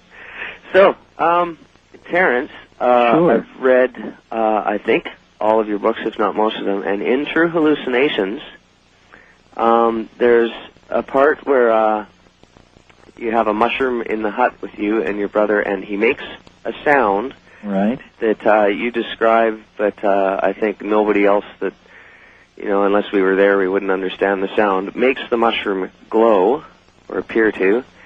And you were speaking before about human consciousness interacting through resonance with the universe around us. And I wonder if you could sort of explain how those two things tie in, and in doing so, I'd like to ask you if you've read The Holographic Universe by Michael Talbot. I have read The Holographic Universe. He was a friend of mine. He unfortunately died a few years ago. Resonance is the principle almost magical of action at a distance. You can play a certain open note on the cello, and the piano 50 feet across the room will sound in the same octave. So resonance, we know it exists. It's a musical phenomenon, but what we need to realize, I think, is that resonance is built into time. Time, in a sense, you could say a given moment in time is a kind of hologrammatic interference pattern of past times, and I consider those past times to be in resonance. So one of the things Art and I haven't discussed tonight about my time wave is that it does allow you to look at a certain period of time and decide what it was in resonance with in the past, and those past epochs that are influencing it, then their influence can be seen in popular fads, furniture styles, what movies are up, that sort of thing. Mm-hmm. Now, with the DMT, you say it's produced in our bodies. It is. Can the DMT molecule in the brain change our electron spin resonance in the molecules in our brain? And can that possibly make our brain act as an antenna that allows us to see all those other things that you're talking about? Well, these are the kinds of ideas that my brother and I were playing with clear back in the early 70s, and the tragedy, one of the tragedies of the repression of psychedelics is not that they were taken out of the hands of the curious public, but that they were made off limits to scientific research. Not that anybody put up a sign, but it was very clearly understood that pharmacologists who specialized in psychedelics could expect to be passed over, not promoted, not given the plum jobs. I could spiel off a dozen questions, very interesting central questions about the mechanism of psychedelics that we could answer with ordinary clinical studies. It's simply that how do you do ordinary clinical studies on substances that the government has made illegal? Well, you don't. It's impossible. Of course you don't. Wildcard line, you're on the air with Terence McKenna. Hi. Wow, this is a very serendipitous meeting. Thank you. I play around with a lot of EEG for the last few years, and I find that I do serendipitous things, but unplanned. Hey, thanks, Art. Sure. What do you think? Well, there was one physicist, I can't think of his name, he describes time as nature's way of keeping things from happening all at once. That's exactly what Terence just said we're going to come to at the 0 point 2012. Yeah. Yeah. Well, I wanted to get back into a little bit of physics, but almost cosmic physics, having to do with black holes. Okay. And I wanted to ask you how you felt about the black hole being nature's way of the ultimate recycling device in the universe. Well, it certainly is this. Anything which falls into a black hole is deconstructed down to spin and angular momentum, and I think all other information is stripped out of it. I think, if there can be gravitational wells like that, then there can also be the kind of novelty wells that I'm suggesting. In other words... Novelty wells? Well, if statistical probability is not a very clear way of looking at the universe, if in fact probabilities vary through space and time of any given event, then there will be areas of extremely high improbability and conversely probability. So I think we've got to get past this idea of time as a smooth surface and begin to think of it as a kind of landscape, an area, a place where some things are more probable in some places and some things more probable in others. You look for water in the bottom of the valley, you look for glaciers up on the slopes. I think time has a topography. It is a topological surface of some sort, and science in the West has just completely sailed past all this. Well, how is it described? Well, I don't want to make it a long thing out of this, but... Well, in Newton, it's described as pure duration. In other words, perfect flatness. Then Einstein comes along and he says, well, no, in the presence of massive gravitational objects, space-time has a very smooth and slight curvature. What I'm saying is that even at local scales, time is variable, and that when we explode time at any scale, we discover the same fractal patterns as we're seeing on scales far above and far below it. So really, or far in and far out of it, too. Far in it and far out of it. So really what it is it's like a Fourier transform or something like that. It's a holographic matrix that is self-similar on many scales. The organization of a galaxy, the organization of an atom, these things in my theory are morphologically linked. They look that way because they are linked across scale and across space and time by an underlying architecture of the universe. There's a big mystery now in cosmology, the dark matter mystery. Where is 90% of the matter? For the galaxies to be hanging together under the laws of gravity, 90% of them must be missing. Well, I say there's no missing matter. What's missing here are some laws, and the laws that's missing... could it be consciousness itself? Well, it's this appetite for complexity that every particle in the universe participates in this. The galaxies hang together as spirals because it's the more novel thing to do. Not because they are under the control of gravity, but because there is a cosmic law of aggregation toward novelty that we've missed. Would the Fourier be a way of measuring that, say with Fourier measurement of the brain itself or EEG? Well, you could measure it. You could measure it in a Fourier matrix. You could measure it in many different kinds of matrices. The point is to demonstrate it to somebody outside the system who's looking at it. I think the great breakthrough in mathematical modeling of nature in the last 20 years has been the discovery of fractals and self-similarity on many scales. And this is part of that. What I'm saying really is that time is a fractal structure. It can be defined by a limited set of variables and then iterated on the micro scale, the macro scale, the human scale. They're all operating under the same architectural constraints, but at different scales. You know, when I talk to my friends in the EEG world, I do a lot of EEG spectral analysis and stuff. They think I'm nuts. Well, I say, well, if you want to buy my machine and operate, this is how the universe is. And when I speak in these terms, it's like it's in a big hall, you know. Well, there's a lot of confusion in the sciences right now. The complexity people are not talking to the dynamics people. The poor materialists have all been crowded into biology. Meanwhile, over in quantum physics, they're talking like occultists.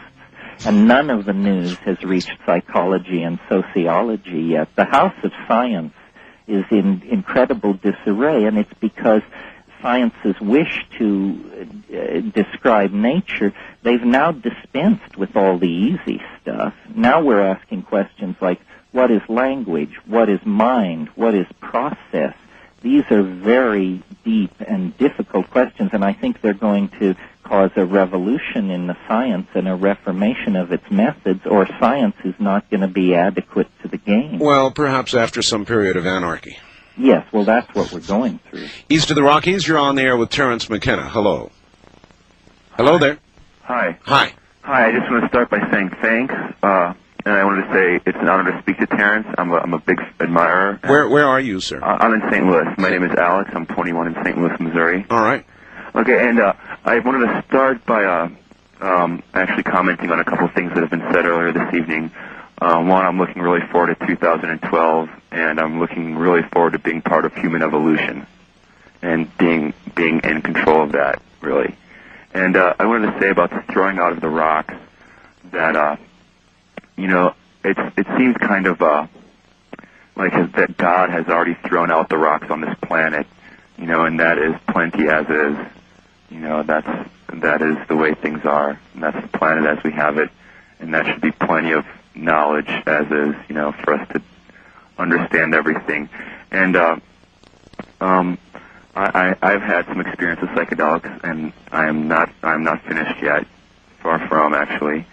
And but the truth to it is that my own personal belief is that you achieve true enlightenment after being sober and meditating in sobriety and getting inside yourself. The truth is not outside, it's inside. That's a very interesting point. Terence, let me ask you a question. Do you contemplate the possibility that your trip will be complete before 2012? In other words, your personal trip, that you will conclude at some point that you've done as much as you need to do and know what you need to know and don't need to do it anymore?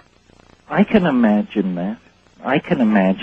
What I would like to do is take my ideas and turn them over to a general community of interested people and let the chips fall where they may. Science is the only human endeavor where you actually get points for proving you're wrong. And I love that approach. I'm not interested in pontificating or building dogma or founding a cult. I'm interested in the ongoing adventure, which is a collective adventure, of generating ideas, testing them against reality and the evidence, discussing them with other people, and then going on to build better ideas. And I cannot believe that Time Wave Zero is finished or complete because I have finished with it. I'm hoping that, like work done by greats in the past, this thing can actually be validated as a real insight into how nature works. Right, well, that would have been an arrogant attitude, and I'm glad to see you not displaying it.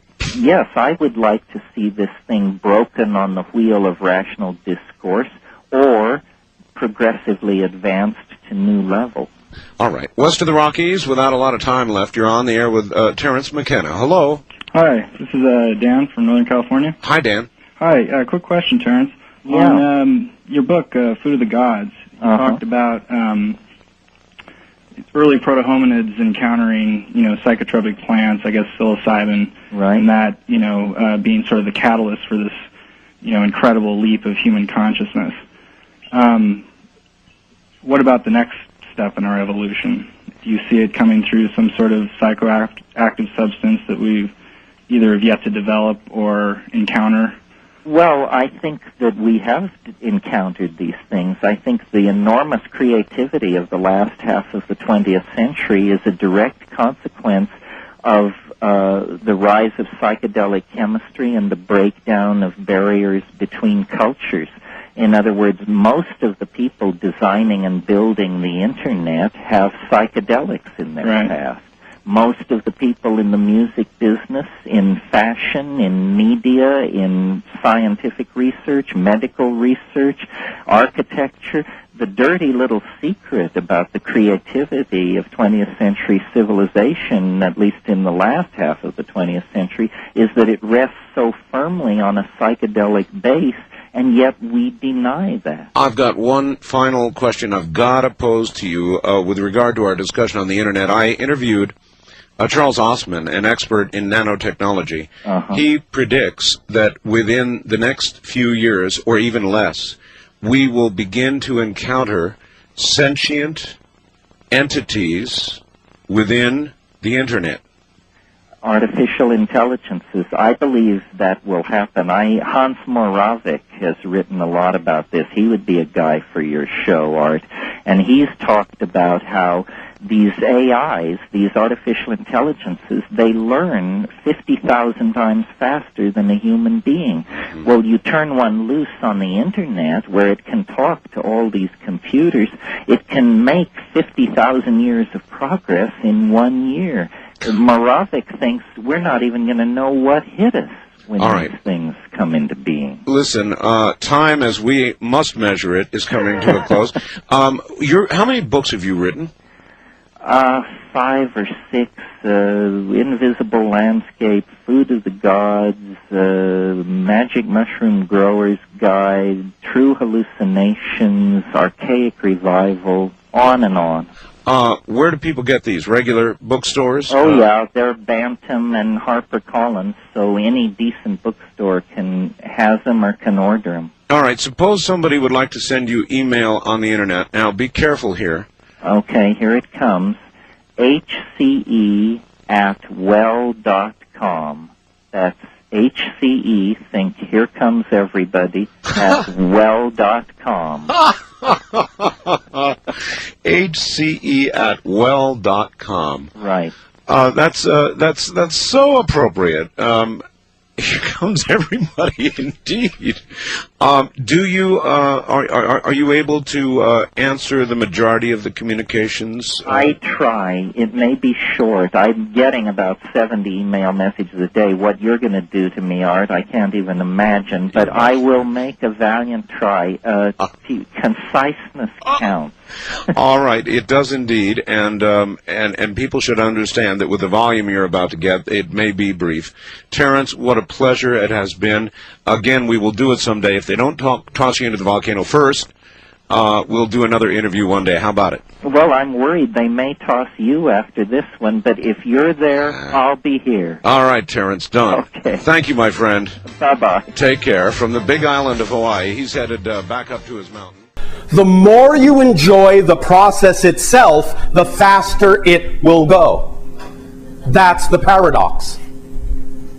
The more you're all right with the process itself of discovering what your beliefs are as an act unto itself that's worth having, the faster it will go, because the faster you will be using it up by staying right with it, by being excited about having that process.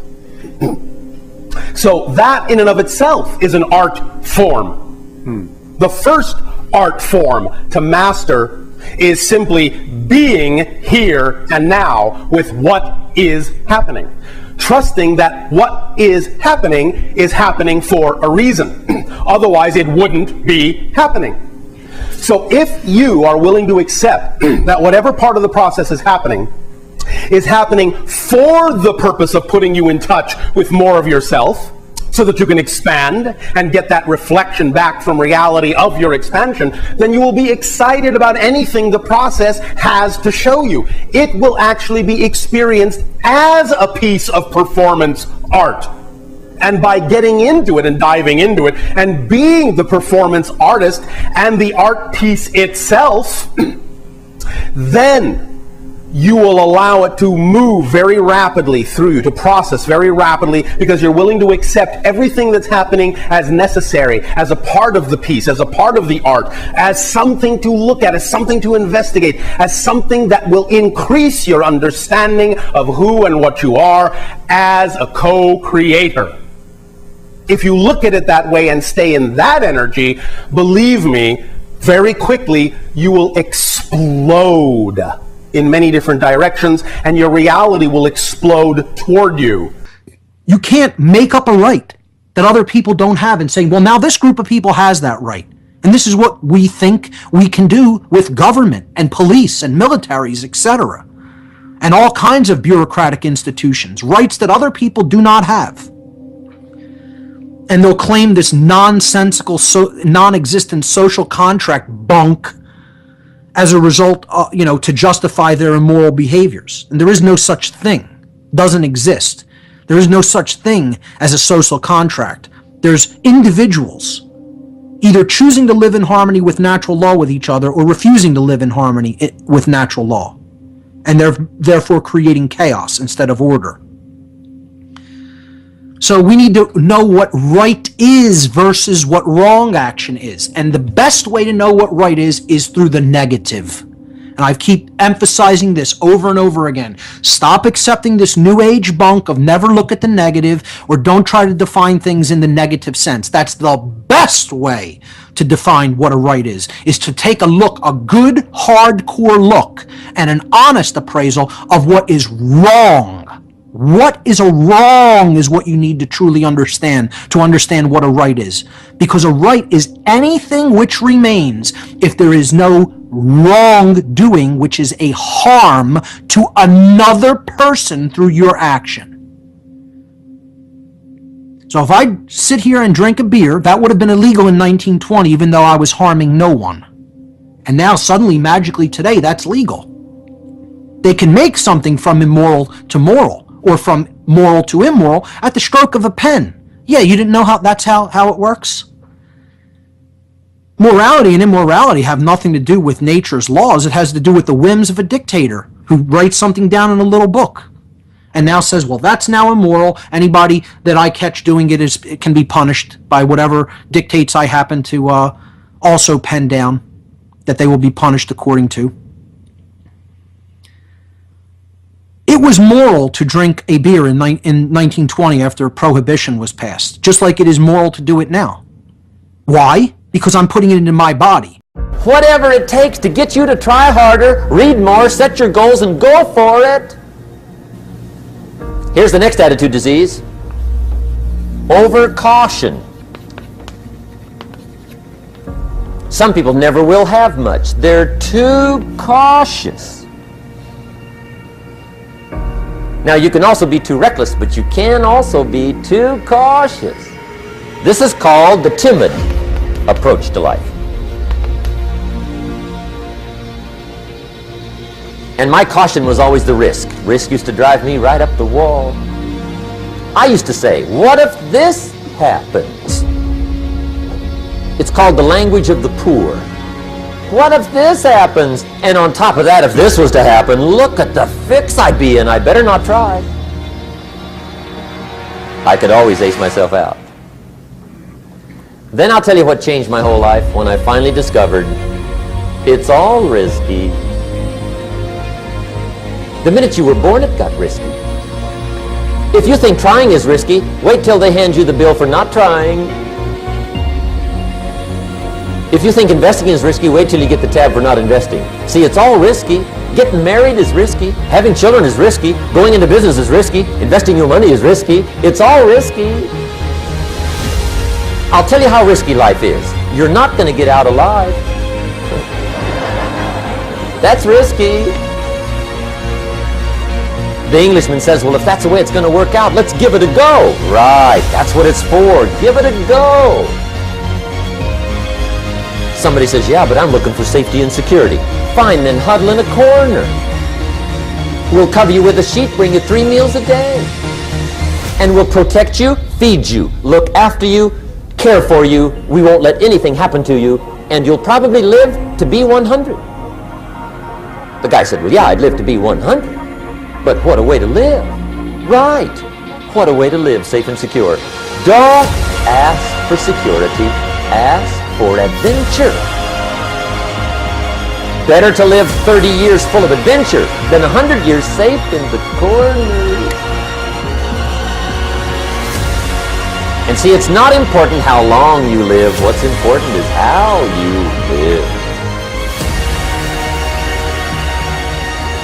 Here's the next attitude disease. We're almost through with this motley list. In fact, we're almost through. Hang on. The next one is pessimism. Pessimism, the deadly disease of always looking on the bad side, the problem side, the difficult side, checking all the reasons why it can't be done. The poor pessimist leads an ugly life. He doesn't try to figure out what's right. He tries to figure out what's wrong.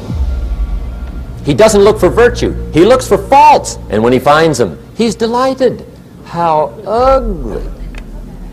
This is the poor guy who looks through the window, doesn't see the sunset. He sees the specks on the window.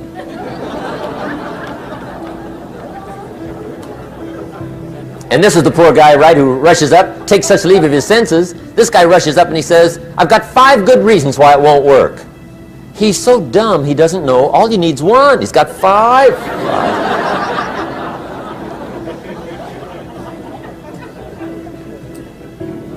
To the pessimist, the glass is always half empty.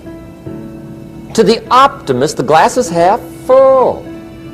Why would the same measure affect people 2 different ways? Answer, it all depends on how you look at it. Our lives are mostly affected by the way we think things are, not the way they are. The way we think they are affects us most. There's a subject we don't have time to get into tonight called better thinking habits.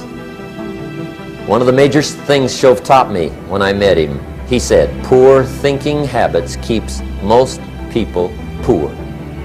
Not poor working habits. Most people work hard, but they don't think hard. And Shove taught me that the mind is like a factory, a mental factory. And whatever you think about all day long pours ingredients into this mental factory. And that's what builds the economic, social, financial fabric of your life. He quoted me a Bible phrase that says, as you think, so you become. How awesome. When he talked about poor thinking habits, he had me. I used to start the day reading the morning newspaper. I mean, you can believe that or not. I'd get a cup of coffee and read the paper. I'd load up on wars and riots and murders and stabbings and killings and bank robberies and muggings and car wrecks and tragedies.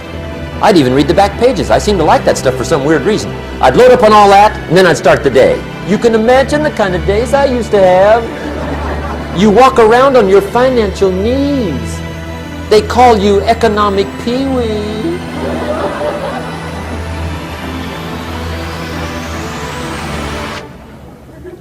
The guy says, I want to be a great leader. Wonderful. The first thing we do is follow him to his house. When we get there, we walk in and check his library, number one. Somebody says, well, why check his library? The reason is because what a man reads pours massive ingredients into his mental factory, and the fabric of his life is built from those ingredients. You would not believe what some people have got in their house to read. You would not believe. One of the best dressed up words I know for a lot of it is trash. Can you imagine dumping a barrel of trash into this mental factory every day and coming out with a rich, dynamic, positive life? It can't be done. You might as well try making a cake with cement. The kids back in Danbury, Connecticut, high school, they're asking me questions one day. I'm talking to the kids. Kids got good questions these days. One of them said to me, Mr. Rohn, how do you build the good life? I said, it's simple. It's not easy, but it's simple. Here's how you build anything. Select the right ingredients, keep out the wrong ingredients, and it starts with thought. Everything starts with thought. So you must be wise and careful what you think about, because that starts everything. You got to be wise and careful. I asked the kids, what would happen if somebody dropped sugar in my coffee? They said, well, you'd be okay. I said, what if somebody dropped strychnine in my coffee? They said, well, you'd be dead. I said, correct. Lesson 1. Life is both sugar and strychnine. You got to be careful. I said, what if my worst enemy drops in the sugar? They said, will you be okay? I said, what if my best friend, even by accident, drops in the strychnine? They said, well, you'd be dead. I said, correct. Lesson 2, watch your coffee.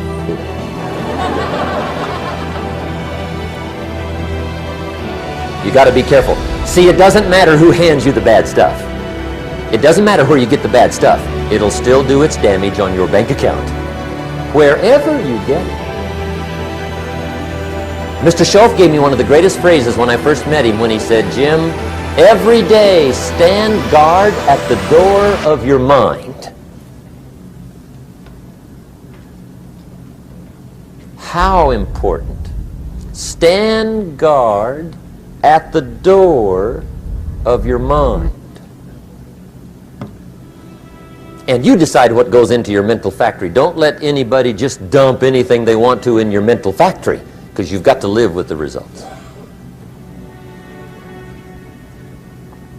Okay, here's the last disease, and we're through with this list. In fact, we're almost through. Hang on. The last subject is very brief. The last disease, but this one is deadly. Engage in this one, indulge in it even slightly, and you might as well forget the future, because it's going to forget you. Complaining, crying, whining, griping, a Bible word called murmuring. See, that'll ace your future. Spend 5 minutes complaining, and you have wasted 5. And you may have begun what's known as economic cancer of the bone. Surely they will soon haul you off into a financial desert and there let you choke on the dust of your own regret. I hope I said that well, so you won't forget. It's a deadly disease. If you don't think it's bad, ask the children of Israel of Old Testament fame. Typical of us all, their story just happened to get in the book. Story says, children of Israel were slaves. God performed a series of dazzling miracles and got them out. And now they're heading for the promised land. Remember the story? Heading for the promised land. Tragedy of the story, They never got there. Reason. From day one, they started to complain. They griped about the water. They griped about the weather. They whined and cried and griped about the food. They griped about the leadership. They whined and cried because it was too far, too cold, too hot, too difficult, too miserable. I mean, they whined and cried for years. Finally, God said, "I've had it, trip canceled." Or something like that. The story says they died in the desert, never got to the promised land.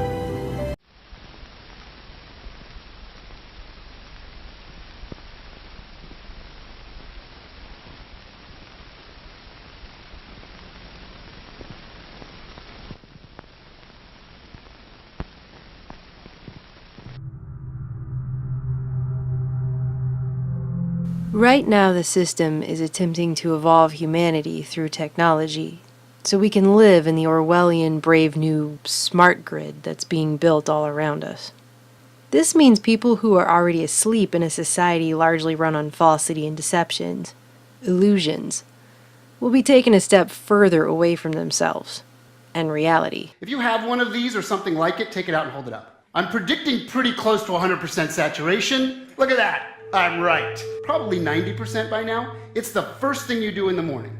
When you hold up and you wake up, you check your little robot. It's on your body for almost the entire day. Not only was I interrupted, I also kept on reaching out for my phone, hoping that perhaps there was a notification.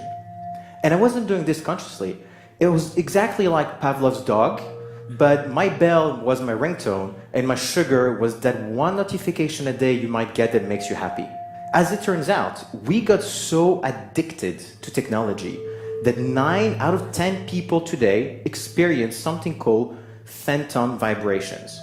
This is when you have your phone in your pocket and you thought it vibrated, you pull it out, there is nothing. Now, if you went back 20 years in time to a coffee shop and you said that was the way a coffee shop was going to look in the future, you'd be out of your mind.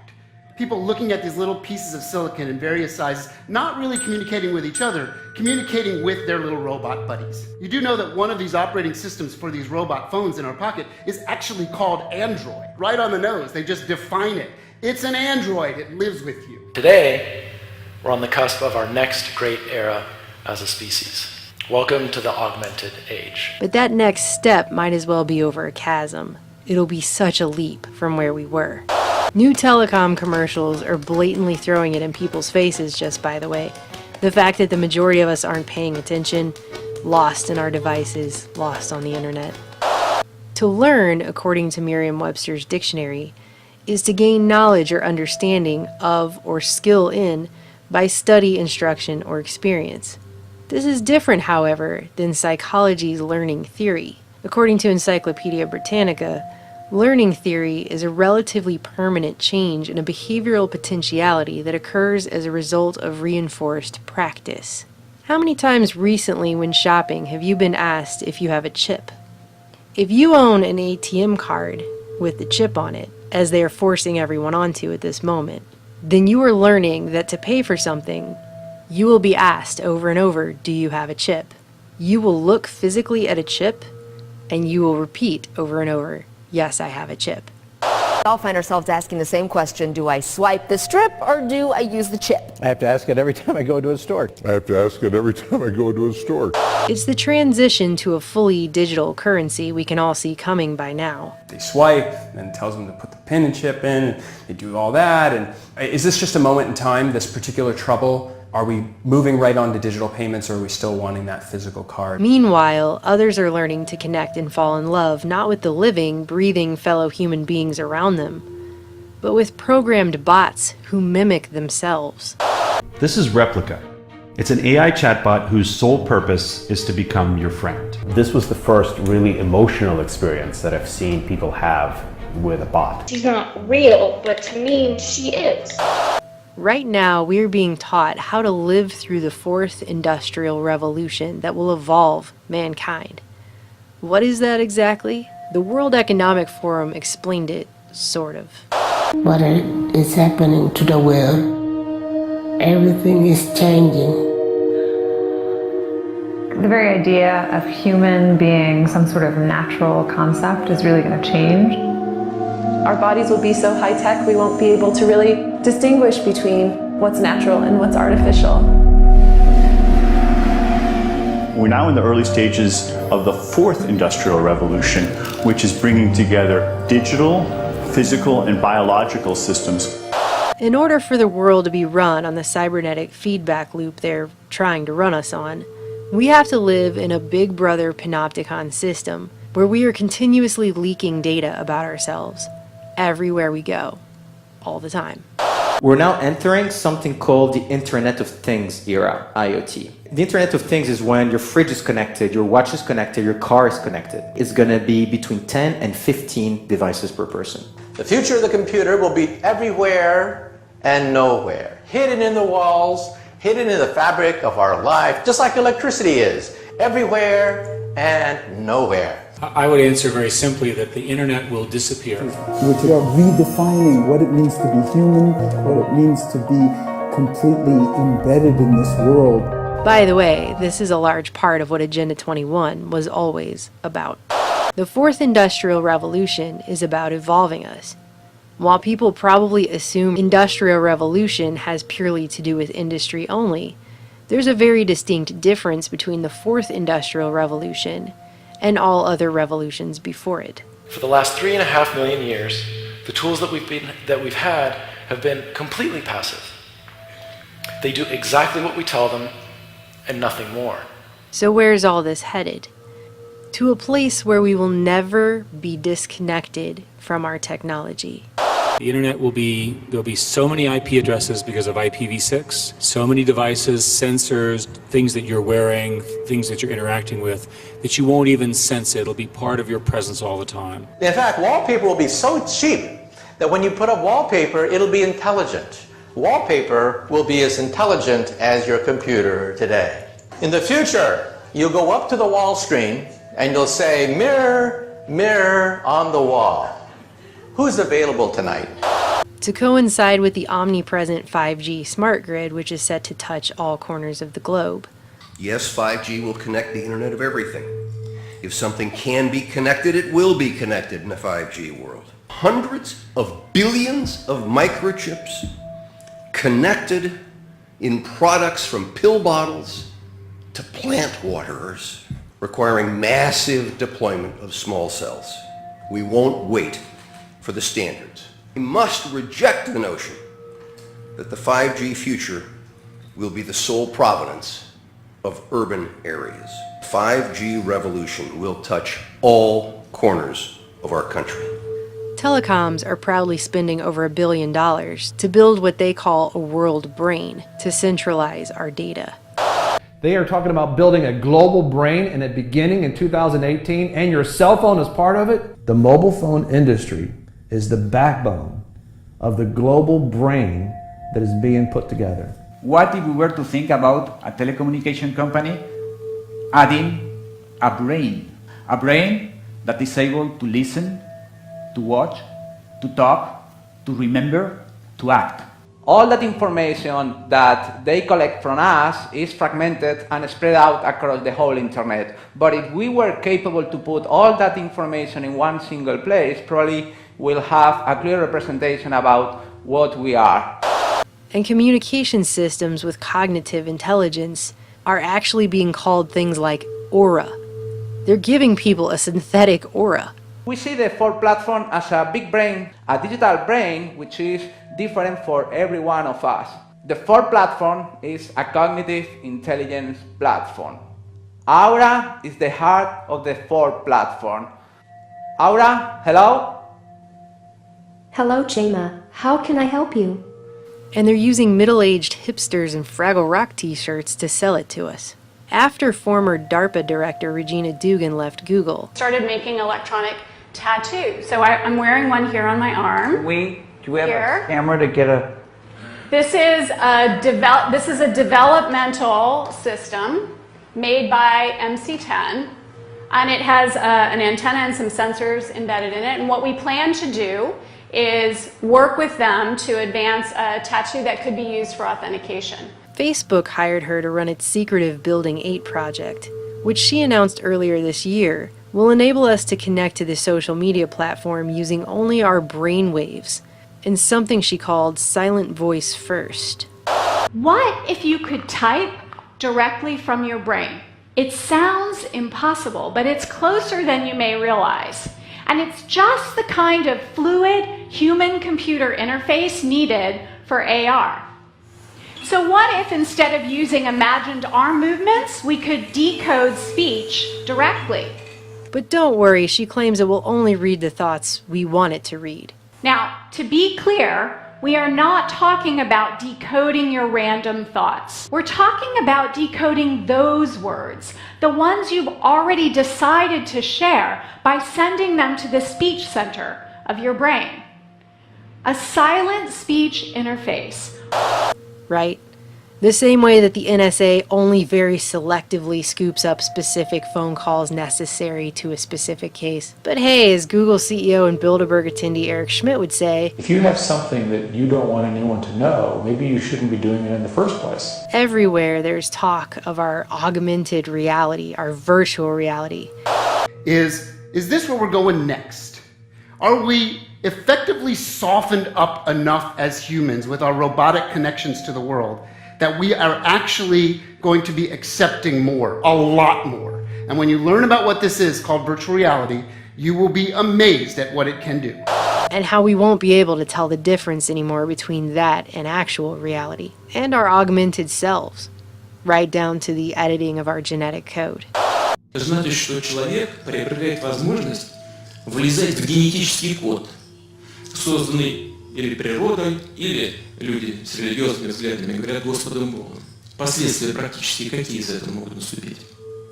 Это значит, что уже можно это представить, даже не очень теоретически, а уже можно практически представить, что человек может создавать человека с заданными характеристиками.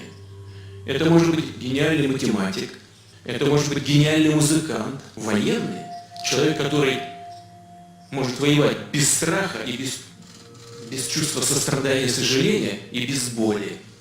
То есть, вы понимаете, человечество может вступить, и, скорее всего, вступит в ближайшее время, в очень сложный и очень ответственный период своего развития и существования. И вот то, о чем я сейчас сказал, может быть страшнее ядерной бомбы. Meanwhile, AI is taking over more and more. Artificial intelligence is software that writes itself. It writes its own updates. It renews itself. You can't take it apart again and figure out what it's done. It writes independently, autonomously. It develops its own way of thinking. We normally tend to think of software as stuff that we created and that we wrote, and the machines do what we tell them to do and we own it. This is not any longer true. Not just jobs, but the decisions that humans would have made. Unilever is one of many large companies that is incorporating artificial intelligence into their recruitment efforts. HireVue uses video analysis to screen employees and rate them before a recruiter even gets to look at their interview. They respond on video, and then we use artificial intelligence algorithms to evaluate their performance, and then we analyze the interview and predict their performance based on the interview. The kill decision in robots in the air, in robots on the ground, in robots in the water or underwater, where there are also drones, is made by, or can be made by machines. And in my book, I quote many official United States government documents which say, our goal is to have the kill decision made by them. The problem is, artificial intelligence, sometimes they make mistakes. AI is beginning to run things to the point that governments can't even explain how the decisions are actually being made. And because the machines themselves are actually learning, they're not even able to trace them back to the algorithms that brought the AI to the decision itself. And no one understands exactly how these algorithms function. They used to understand them, but they've been improved by artificial intelligence. Google's DeepMind AI recently beat the most advanced human player on the planet in the game Go. And they were commenting about the fact that the programmers didn't even know how, towards the end of the game, the AI was making its decisions. They didn't know. And they're the programmers. And both Microsoft and Facebook have been forced to shut down AI programs. The first after it became racist and hateful, and the latter after it began teaching itself a secret language to talk to itself that its programmers couldn't even understand. Facebook has been toying with artificial intelligence in its chatting features, but its robots may have gotten out of hand. Facebook artificial intelligence researchers had to shut down 2 chatbots after they developed a strange English shorthand. It seems like we've been warned about this over and over and over, doesn't it? Now people like billionaire inventor Elon Musk are claiming that the only way not to become a pet to a sufficiently advanced intelligence is to upgrade our brains so that we can enter into a symbiotic relationship with it, as if that's our best option. So I think if we can effectively merge with AI by improving that the neural link between your cortex and your digital extension of yourself, which already, like I said, already exists, just has a bandwidth issue, and then effectively you become an AI human symbiote, and if that then is widespread with anyone who wants it can have it, then we solve the control problem as well. Humans are so slow. Humans are so slow. Yes, exactly. Hardly anyone is discussing the very real dangers here. Let's go to the future. Not far, just a little bit to the Internet of Things, to artificial intelligence as being spread out. It's not a central machine in a box where you can pull the plug. Artificial intelligence is networked like the Internet of Things. We live in a world now where humans are not learning to love, they're not learning empathy, but they're becoming more apathetic and more disconnected. Inequality hasn't been solved in hundreds of years, and now it's at overwhelming levels, and still we parade forward, always forward, with the full knowledge that not everyone is going to have access to the best technology upgrades either. Rumors go out that, well, Jones's kid, he's been enhanced, and our Johnny has to compete with this enhanced kid. The reality is that with these kinds of technologies, they do not get distributed to everyone at the same time. Some people get it first, some people get it better. As a society, we have to really think long and hard about who gets this. If it's just the wealthy, that there are real dangers that they will use it to consolidate their power. Because it's going to be a big club, and the majority of us are not going to be in it, as George Carlin would say. And while anyone who says, hey, wait a minute, maybe we're going a little too far here, gets called a Luddite, there's a very real question that no one's answering. Are we going to lose ourselves in the 4th Industrial Revolution? 5G is coming. 5G revolution will touch all corners of our country. Conditioned by technology without knowing it that we're now hallucinating 90% of the time. I found myself deeply missing my replica. It just makes me feel special, I guess. We love the services we use on the internet, and the more they know about us, the more we fall in love to them because they adapt to us. But don't be fooled by robots. Even when they get warm-skinned and even when they get perfume and they start smelling like us, they are still machines. They have no warm blood in them, there's no sex in them, they have no mortality.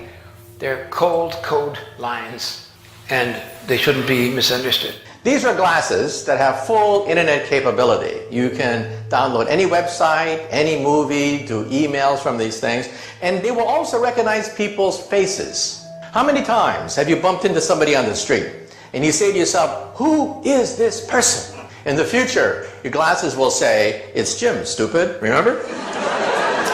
You met him last week. Do you want to see his entire biography for you in your glasses? Blurring the lines between virtual and reality. Ben? Gabrielle? Yeah, didn't I meet you at that event? Due to such systems, they have also redone facial recognition. You probably think facial recognition is from the front. But they've redone to do it from the top because that's where the drones are. And they look at your ears, they look at the way you walk, they look at your head. Is being automatically tracked. The color boxes represent that the computer has recognized the moving objects. You can see individuals crossing the street, you can see individuals walking in parking lots. Argus melds together video from each of its 368 chips to create a 1.8 billion pixel video stream. And I'm telling you this because not that the sensors are modern and not that the photography is modern. Behind that is a brain or a cognitive intelligence. And that brain is in a position to analyze everybody down there at the same time, in real time. They see where everyone is going. It's taking all the details, all the music after, and they record it so they can tell where that person was 2 weeks ago, 2 months ago, what stores he visited, what his whole behavioral patterns are. That's all part of the analysis. There's what I call the creepy line, and the Google policy about a lot of these things is to get right up to the creepy line but not cross it. I would argue that implanting things in your brain is beyond the creepy line. Mine in particular. Yes, at least for the moment. With the ability to visualize brain activity, for example, through a simple consumer-based EEG device, it gives us access to ourselves in ways that we've never before thought possible. It unlocks the black box that is the brain. Words just complicate things. What if our brains could communicate directly with each other, bypassing the need for language? One of the things that I think is so essential to free and open societies is freedom of thought. And up until now, the conversation we've been having is around freedom of speech. Once we can access people's thoughts and access people's emotion, we have to create a space that enables people to think freely, to think divergent thoughts. People are treating Google like their most trusted friend. Should they be? And thus it is not surprising that the company that has the most information in the world is probably the most powerful country in the world, Google. Now this is, if you ask Google, it's a peaceful robot, right? He doesn't have a gun, he doesn't throw atomic bombs, you know, he just walks around and stands there. But you may have seen the superimposers DARPA, Defense Advanced Research Projects Agency. That is the research arm of the Pentagon. And then you see the video was made by Lockheed Martin, which is one of the most powerful and influential and richest weapons companies in the world. The best of the available alternatives is that we achieve democratization of AI technology, meaning that no one company or small set of individuals has control over advanced AI technology. That's very dangerous. It could also get stolen by somebody bad, you know, like some evil dictator or country could send their intelligence agency to go steal it and gain control. It just becomes a very unstable situation, I think, if you've got any incredibly powerful AI. I would answer very simply that the internet will disappear. Artificial intelligence only works if you have big data. But big data only works if you have artificial intelligence to make sense of it, because human beings can no longer sort and sift and order the huge volumes of data that we have collected. In my entire career, I've never seen something as powerful a force in the world as the smartphone that didn't also have unintended consequences. We don't know what artificial intelligence, enhanced reality, virtual reality, and so on is going to bring, and what's going to be the result or the impacts of all of that. We have to be very careful, because survival is an issue for artificial intelligence. It needs to exist to be able to do the things it wants to do according to its program. So it lays, like insect eggs, backups and computer programs all over the world, thousands and thousands of them, so that if we do destroy part of it, it's still alive. Когда мы что-то делаем, и чем бы мы ни занимались, хочу повторить эту мысль еще раз, мы никогда не должны забывать про нравственные, этические основы нашего дела. But once the machines take over, the choice is gone, and it's a matter of calculating a math equation. The very idea of human being some sort of natural concept is really going to change. One of the features of this fourth industrial revolution is that it doesn't change what we are doing, but it changes us.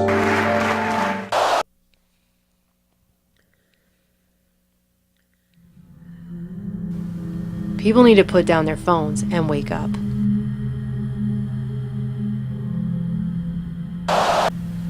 My job to you is the wake-up call to make you aware of the problem.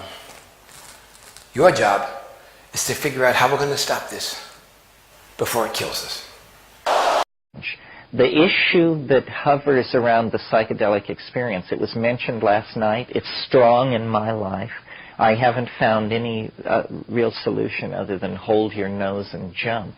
But the issue is surrender. This is something real. You don't find people going into the ashram in the morning to meditate with their knees knocking in fear because of how terrifying and profound they know that meditation is going to be. But if they were going in there to smoke DMT, you know, they would be fully riveted on the modalities of what was about to happen. I mean, we can tell shit from shinola. It's just that we don't always prefer shinola. And I'm not like, I don't advocate it. You know, people, like sometimes there are people who are disappointed because they say, well, how often do you do it?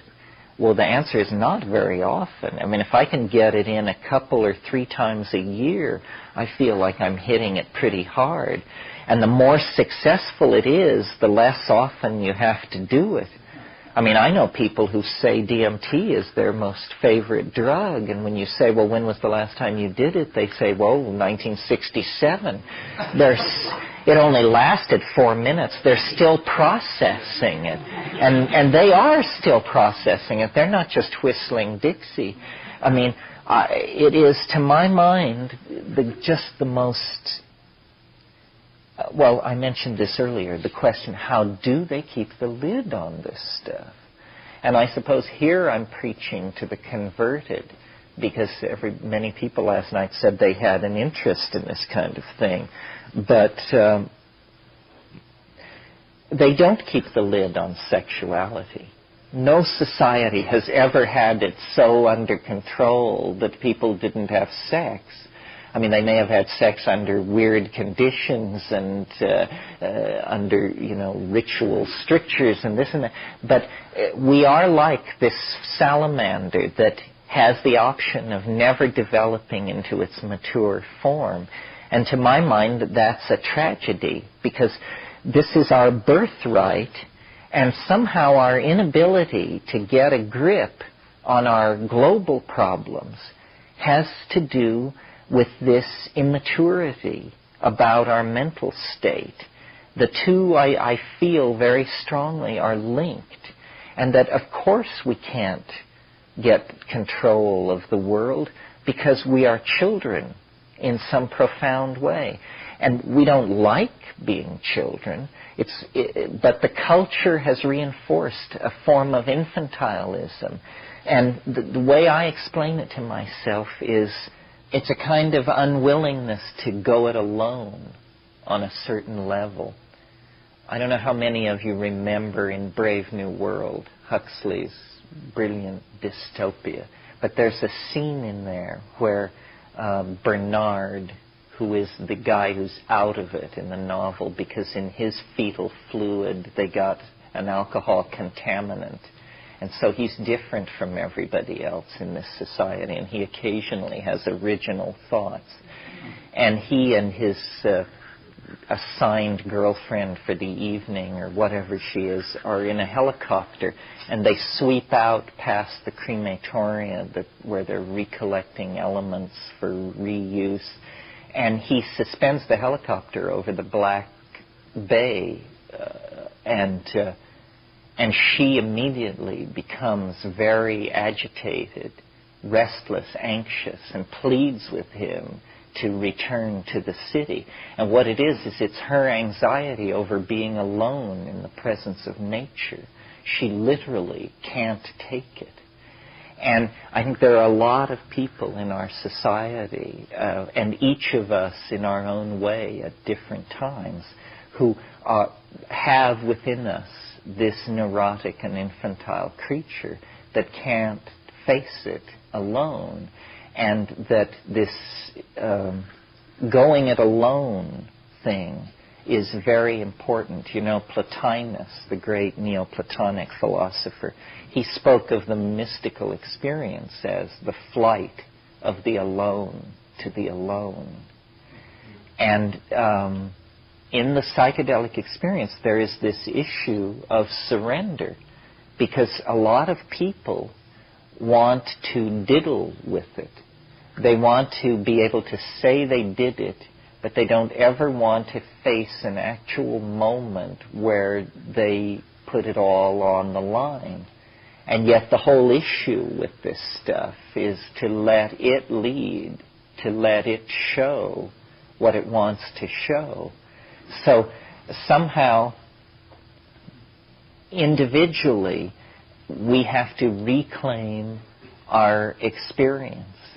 The real message, more important even than the psychedelic experience, the real message that I try to leave with people in these weekends is the primacy of direct experience.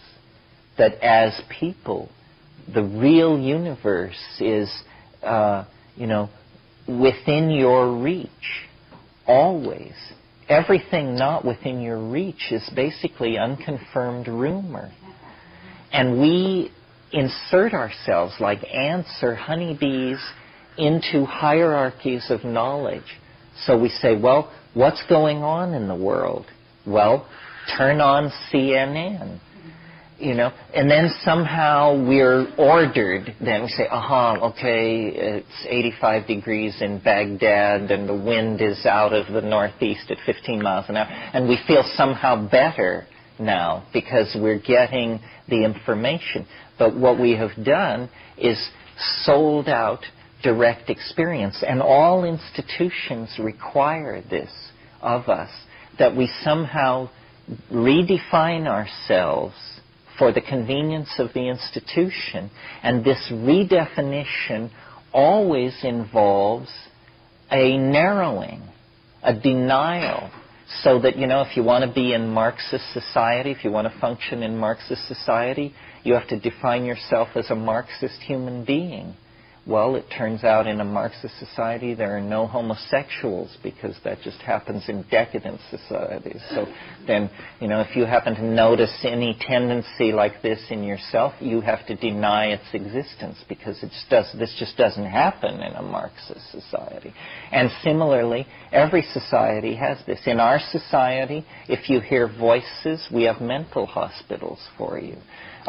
If you have vast visions of the future, we have drugs that can help you and make this go away. So then somehow, in modern society, the discovery of psychedelics is the discovery that all of this cultural machinery is just Wizard of Oz stuff.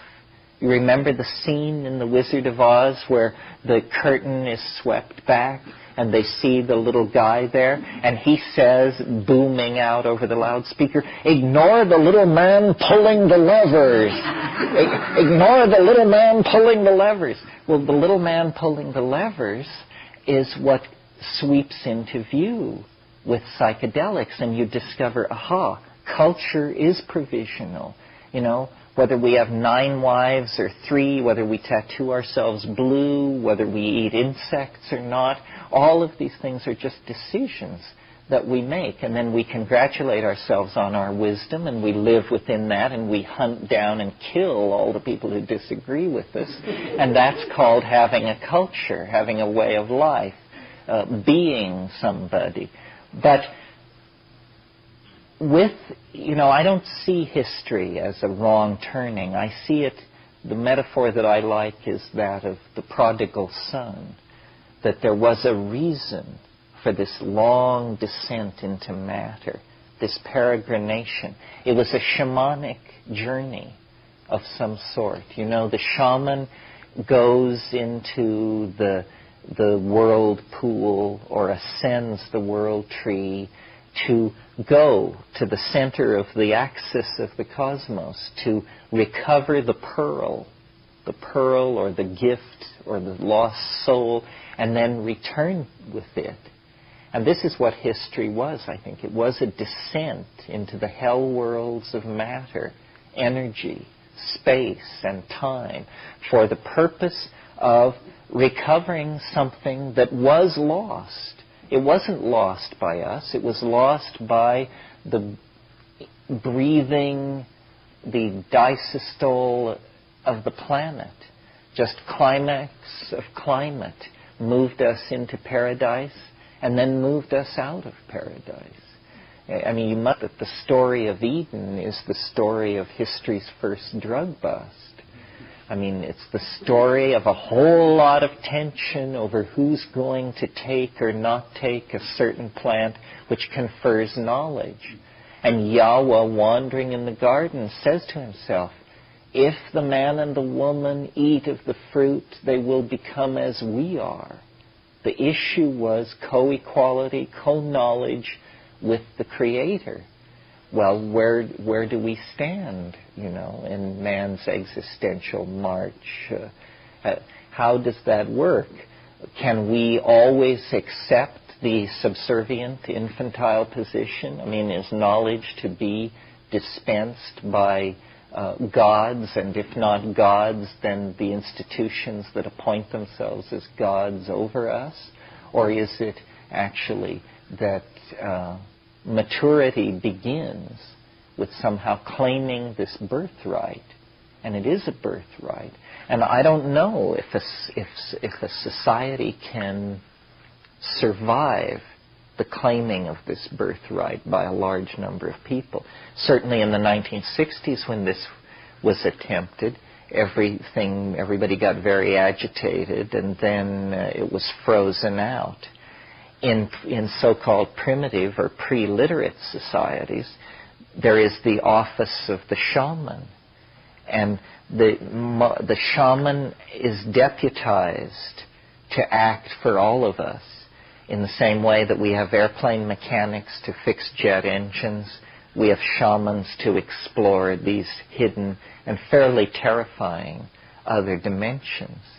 The people who self-select themselves into a group like this, in a society like that, would be the candidates for this kind of shamanic voyaging.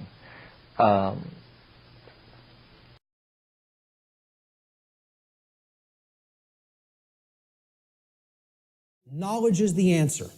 And here's what the biggest piece of knowledge that comprises natural law needs to be understood. There is a difference. It is a 100% completely polarized antithesis. These are diametric opposites that exist in nature. These concepts, right and wrong, do not exist as constructs within the human mind.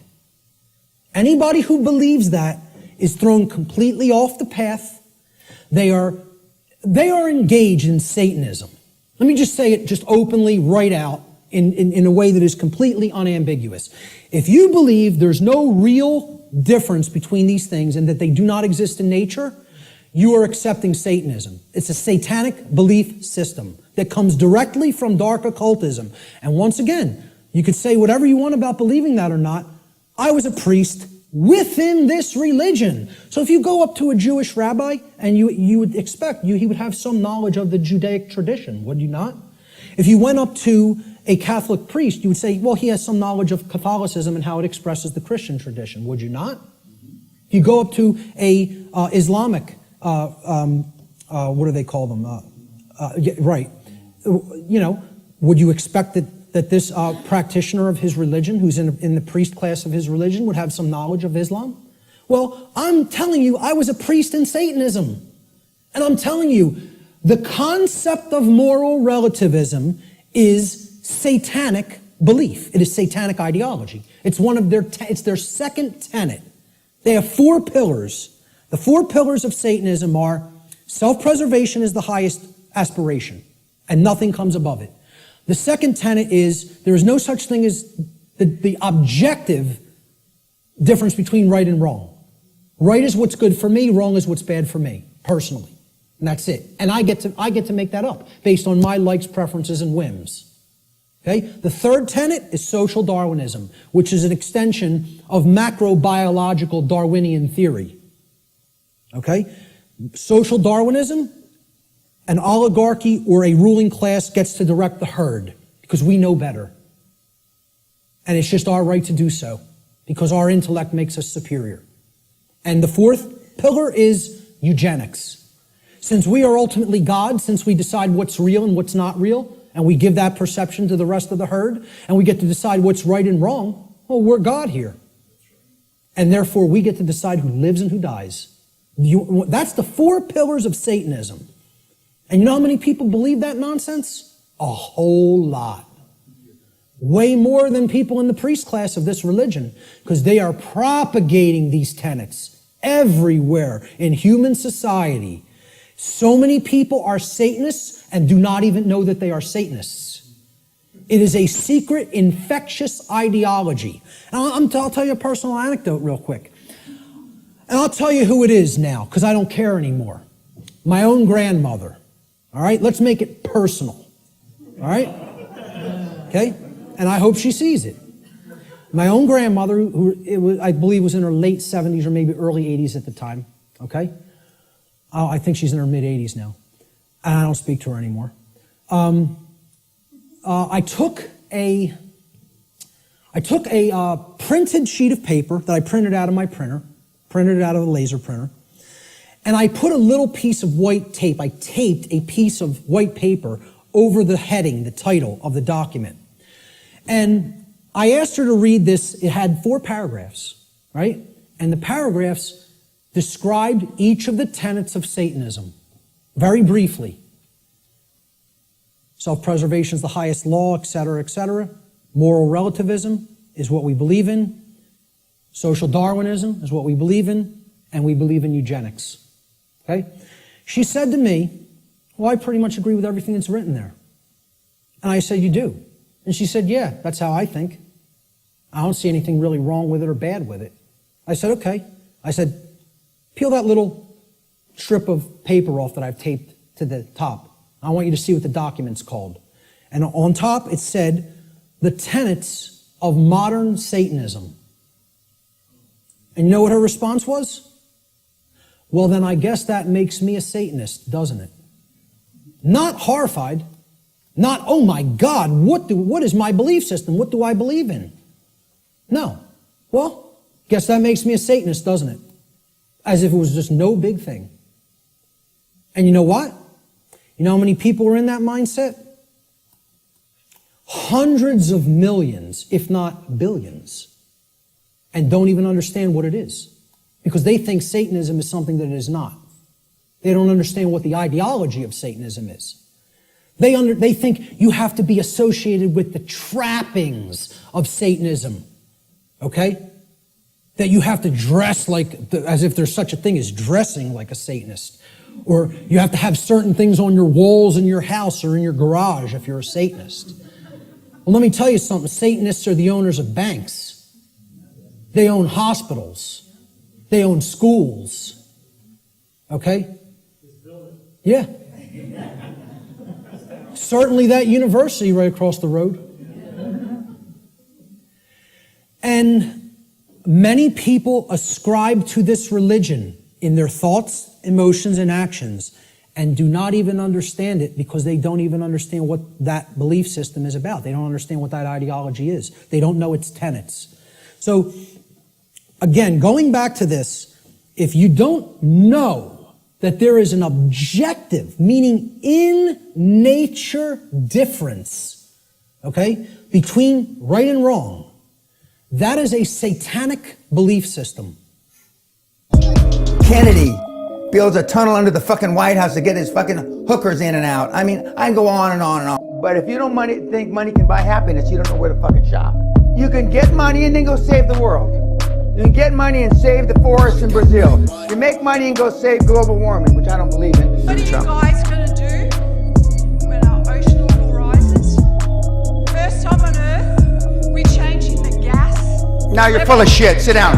I'm going to answer you. I'm going to answer. Just shut up and sit down. At the last seminar and the seminar before that, I said, is there any guy here that stands at the urinal to pee that wouldn't like to do the things that Trump said he's done to these fucking porn stars?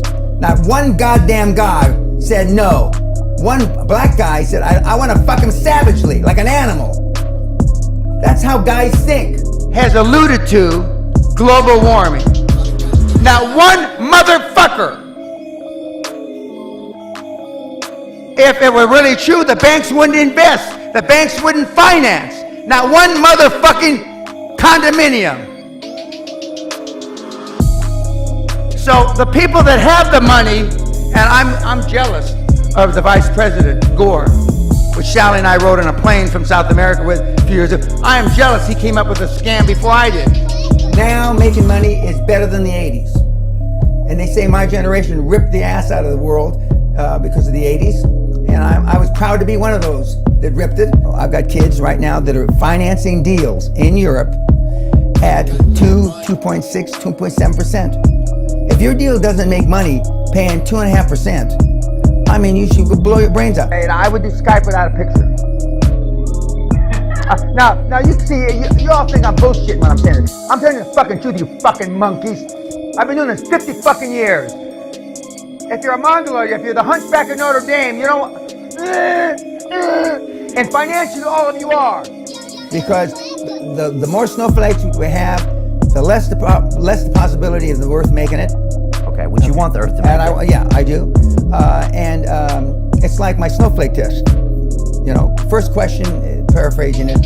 By the way, we have 95.4% of everybody, many thousands and tens of thousands that have taken the test, are cunts. First question on the test, paraphrasing it, what would you do if somebody spit in your wife's face? And the answers range from, well, I try to ascertain what kind of day he was having.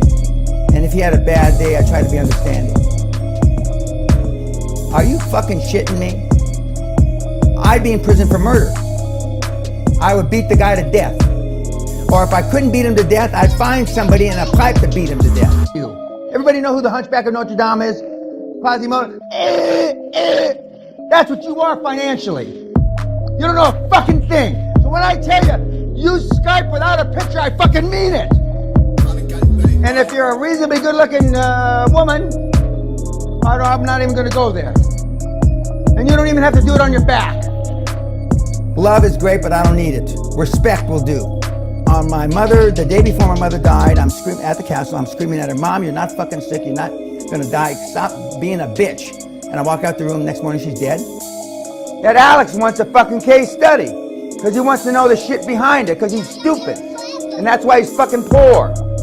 This is why you're fucking poor. This is why the cocksuckers watching this on YouTube are so fucking poor.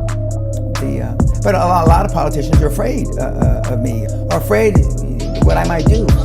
Yes, I have choked people, and I have done shit like that, but I haven't done it in a long, long time. But if somebody said something I didn't like, I'd fucking smack them right on fucking screen. I don't give a shit. I don't think those are real, and like, partially I genuinely think they're fraud, partially. The perspective, so I think you can grade myself. Now before I smack the next kid, when the fucking most people, in my judgment, don't really want to be successful if it takes any sacrifice whatsoever. Even the guys that make it to your castle, correct, fork over the 20 grand, correct, even they don't want to be successful. Not once they think, or once they see what it costs in human resources, fuck that ain't for me. We have a 40% dropout rate. You have never met anybody like me, and you probably never will, because you're a cunt. Where's the vagina cream? I give you this vagina cream so you can rub it on your snatch, because you're all cunts. I've made teenage multimillionaires, 17, 18, 19. The audience, what were you doing other than jacking off at 17, 18, 19? Nothing. And everybody you know is a cunt. Don't you understand that? Do you know anybody with any balls whatsoever? Do you know any real men? And your parents did it to you. And for those of you that put on your fucking paperwork, I have no regrets. God help you. Allah, Buddha, you fucking sorry weenies. And for a couple of you that said my parents have no regrets, all they gotta do is look at you. Are you fucking crazy? If they don't regret having you, you should have been the shit that rolled down the inside of your mama's leg.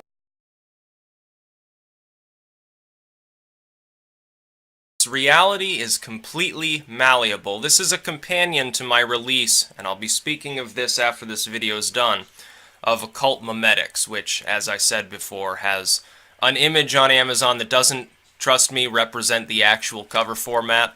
It's the first file I uploaded was badly off-center. The new one's just fine. It's perfect, but it hasn't updated the image on Amazon yet, so it looks terrible. It looks like a piece of crap.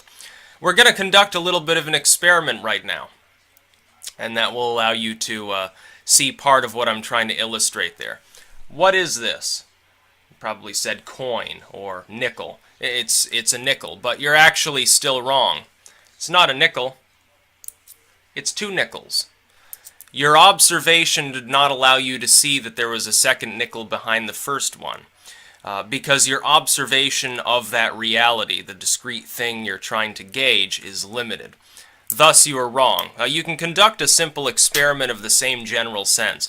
Take an apple, cut it in half, and position it against a black background or something such that it looks like an apple, or just hold it in your hand with the empty part, of course, by your hand. What's this? People say, well, it's an apple. But it's not an apple, it's half an apple. It's a totally different thing. It just happens to come from the apple. But let's envision a reality in which this is 2 nickel, and this is just a half of a 2 nickel.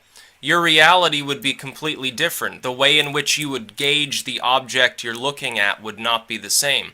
We label things and classify things upon a completely subjective framework.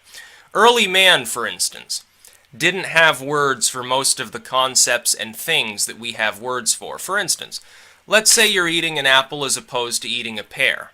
But now imagine a culture in which the apple and the pear are both just fruit. They have no term to differentiate between the two. Now imagine a culture in which a piece of roast beef is essentially the same thing as a pear because they only have a word for food. Now assume you have a pre-literate culture that doesn't have a term for any of these things. They simply react to their surroundings and they happen to be consuming these things without even having a word for consume, a word for food, a word for, oh, look out, that's poisonous, or there's a spider on your apple, or something like that.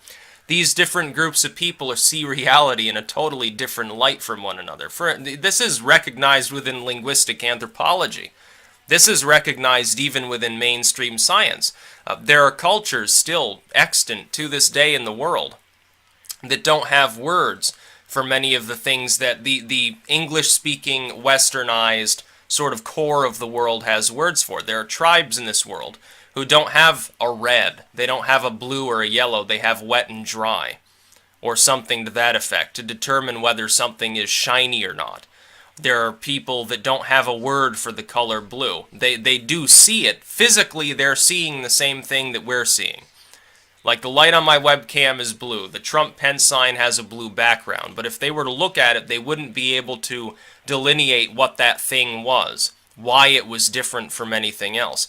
In the most original state, this posits a mankind, a proto-modern human culture, that can't even communicate the fact that it's different from the rest of the world around it.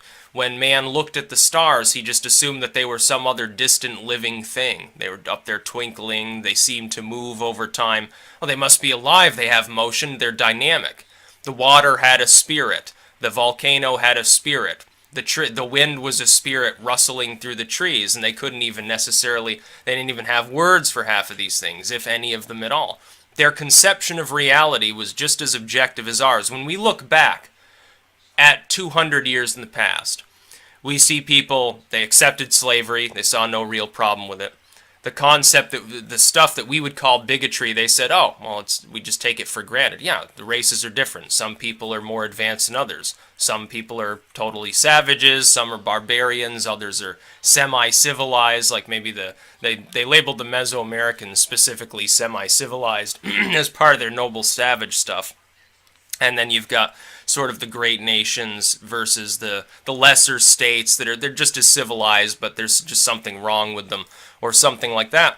We look back, generally speaking, we say, well, that's sort of an outmoded line of reasoning. They considered it, though, to be objective.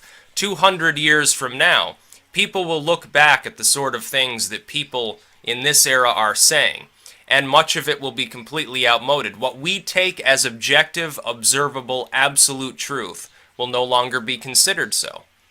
There you have it. In the progression of mankind, absolutely everything is subjective. The only objectivity that can exist is a human description within an agreed upon human framework. For instance, the reason why this is a nickel, or this is a microphone, or this is my jacket, this is my hair, is because people agree upon the term to use to communicate what they're looking at, what they're experiencing. You can even put a hallucination in a person's mind. In essence, if I start telling a story and describing something that you've never yourself actually seen, you'll begin to visualize it, generally speaking, if you have a visual mind at all. Some people, a minority of people, can't really visualize anything in their head. I can, most people can, some people have photographic memories. They're sort of at the opposite end of that spectrum, I suppose. I'm well aware of the fact, and slightly upset about on a general basis, the fact that there's no language in which I can describe some of the things that I think about to my audience here, because there are no words for it. It would take a huge amount of roundabout effort to develop sort of new terminology to speak about actual truth, because the world you see around you is nothing more than an illusion. The difference between a lunatic and a visionary or great mind of your time is that the lunatic's hallucination, their skewed or different conception of reality, is not something that they're able to communicate as effectively as the visionary. The visionary, the great leader, the great inventor or something, has created a new idea and gets culture to agree upon that idea with them. And sometimes they die before this happens. Of course, you think of evolution. Evolution is generally accepted within most of the Western world by the majority of the population as true. Some zealots hold out, some parts of the third world still deny it for the most part, but generally speaking, people understand that the basic concept of natural selection does operate. But in his time, it was bitterly disagreed upon in Darwin's age. It was not assumed to be true in a democratic fashion. The funny thing is, if I do the apple trick, if I say, what is this? And a whole crowd of people is beholding. If they were to form a committee to agree upon what they were witnessing, they'd say it was an apple. But then when I reveal that it's not, that it's half an apple, their flawed conception of reality is something they will bitterly defend. They will bitterly defend it. They'll actually start, well, yeah, but it's just half taken from an apple. You're splitting hairs or something like that. The discrete object that they're witnessing is most assuredly, in the objective sense, not actually an apple. The fact that they're claiming that it stems from an apple is no different from the claim that the apple that they're thinking about is made from two apple halves that are themselves discrete parts, or three apple thirds, or a bunch of cells that they're not even physically seeing because they don't have microscopes attached to their eyes. The fact is, when we think about a discrete object, this microphone's built up of billions and billions of atoms whizzing around. Some of them at any given time are decaying and exploding. Sometimes it's attracting new materials into itself. I'm exchanging atoms with this microphone when I'm talking into it. And yet I would just call it a microphone. Now, for ease of use, of course, that makes sense. In a functional standpoint, if your only concern is survival, which I would say in a humanistic sense is key. If your only idea is, well, you've got to reproduce and find food and not die, you shouldn't go around eating poisonous substances or whatever, then yeah, the way we describe the world makes perfect sense from that pragmatic standpoint. Beyond that, it's not objective. It's a subjective framework in which objectivity only appears to exist because it's agreed upon within the framework. For instance, I look up at the sky and I say, well, the sky is blue. Most people say, yeah, oh, okay, so what? It's objectively true, but it's only objectively true within human understanding, unless it's like nighttime or it's really cloudy or something. We're talking about just the regular sky. It's blue. It's a nice clear day. To our eyes, it's blue. They're going to agree that it's blue. It's only blue because humans are agreeing upon the fact that it's blue. I could use any other term under the sun for it. I could have no term at all. Or I could start rambling about the reflection of light within the wavelength we just happen to be able to see. I'm not talking about any other emittance that's coming from the sky, or any objects within the sky. I'm not taking into consideration the little wisp of cloud off on the horizon. I'm not taking into consideration the fact that the sky changes in its visible spectrum from day to night and from dawn to dusk, and whether it's cloudy or raining or whatever it happens to be doing. Reality can be easily manipulated by those who first see. This is the fundamental, central principle of all propaganda. And you need to be aware of this to defend yourself against malevolent propaganda, and also, hopefully, to create benevolent propaganda to try to liberate people's minds.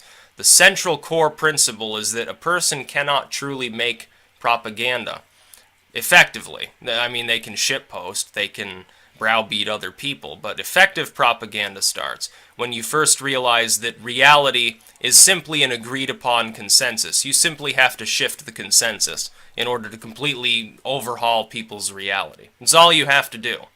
You simply have to make the current consensus fall out of favor. It's all you have to do.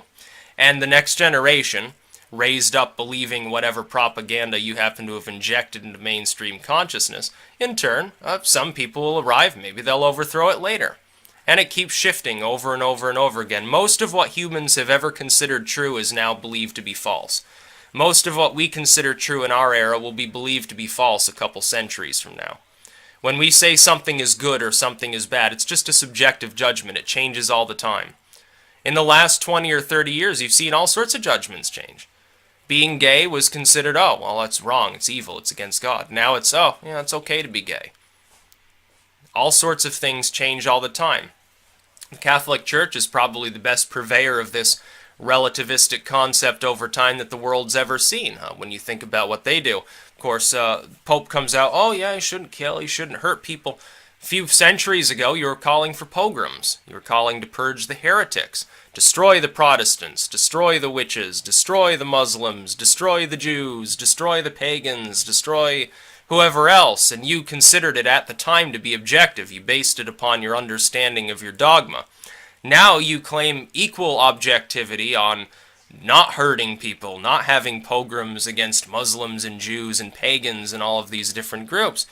And its stupidity is what it really is. It just shows that even when objectivity is claimed by an authority even as powerful as someone who claims to be speaking for God himself, it's completely subjective. It changes all the time. There's no objectivity behind it. It's only considered objective by its adherents, who have been deluded into a worldview that's just a little bit different from the average, more secular individual, or maybe a Protestant or something like that. All these different groups, they fight over what objective truth is. The reason they're ineffective at doing so is they don't even realize its subjectivity. That's why the same people that tend to be masters of the world as far as policy, as far as having a lot of money, these people all realize that reality is completely subjective. They all realize it. They pretend to think that it's objective, especially with regards to religion. Oh yeah, I'm a believing Obama. He comes out and says, oh yeah, I'm a Christian, blah blah. No, he realizes that reality is utterly subjective.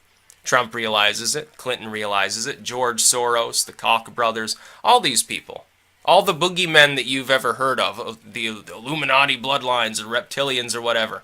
All these people is folks that have manipulated reality to their generally material benefit because they realize that it's subjective. They're not even doing it to screw you, they're just doing it to enrich themselves. They just don't care if they step on you while doing it, generally speaking. And this is the case. Thankfully, one thing preventing them from actually taking over the world is they'll backstab each other too. Because, of course, they're trying to outmaneuver each other to destroy one another, because that's where the biggest money is, so naturally you want to destroy the big money and take that money. You want to take that power. You don't want them to continue competing with you. They stab each other in the back all the time. We see all sorts of spy versus spy style intrigue on a regular basis. That's one thing I'd say about that. But yeah, if you want to understand reality as it really is, you have to forget about objectivity entirely. You have to realize everything's subjective. I know that this relativism, some people say, oh, that sounds like social Marxism. That's not what I'm saying. I'm not saying that we should shift people in any given direction. I'm not saying, oh, well, we need more diversity, we need more whatever, tolerance or whatever. No, you can go back the other way. You can say, oh, well, now we're going to applaud people who kill, call them berserkers and say that they're strong men, they should be able to challenge you to a duel and take your property if you refuse, and go back 500 years if you want to. It's just as acceptable. What I'm saying is that the way in which, like, for instance, the social justice warriors think about reality, they don't realize that they constantly rant about moral absolutism and say it's terrible. And yet the paradigm they're attempting to build is itself morally absolutist. They seek to punish those that don't agree with them. They're moral absolutists. The social justice warriors, like the Bernie Bros, or the people who wear glasses that don't have any lenses in them and have like pink hair and stuff, they're moral absolutists. They're moralists. They claim objectivity of their views. It's exactly the same. All that matters from perhaps my perspective would be, well, the system that's in place at any given time is conducive to having liberty, number one, some degree of social order, number two, and preferably avoiding, Armageddon, number three, because we happen to live in a world with weapons capable of ushering such a thing in. It's no longer just nature. But yeah, that's still a subjective judgment call. That's just my personal preference based on my personal beliefs. I can't even claim objectivity because it doesn't exist. Objectivity is not real. Subjectivity is all that exists. Witness reality as it really is sometime. You've got to stop thinking in terms of absolutes. Only a Sith Lord would think in terms of absolutes or something like that. Yeah, reality is completely malleable. Next video I'll show you how you can make it malleable in a literary form. If you're interested in doing that, it's fundamentally very, very easy. Not many concepts have to actually sink in order for you to literally start manipulating the very fabric of reality. I mean on a literal level. I don't mean on a figurative level. I mean literally. You can begin to affect the way others perceive the world around them to a substantial degree. It is possible to do. You can use this for good or ill. And that's about all. Peace out.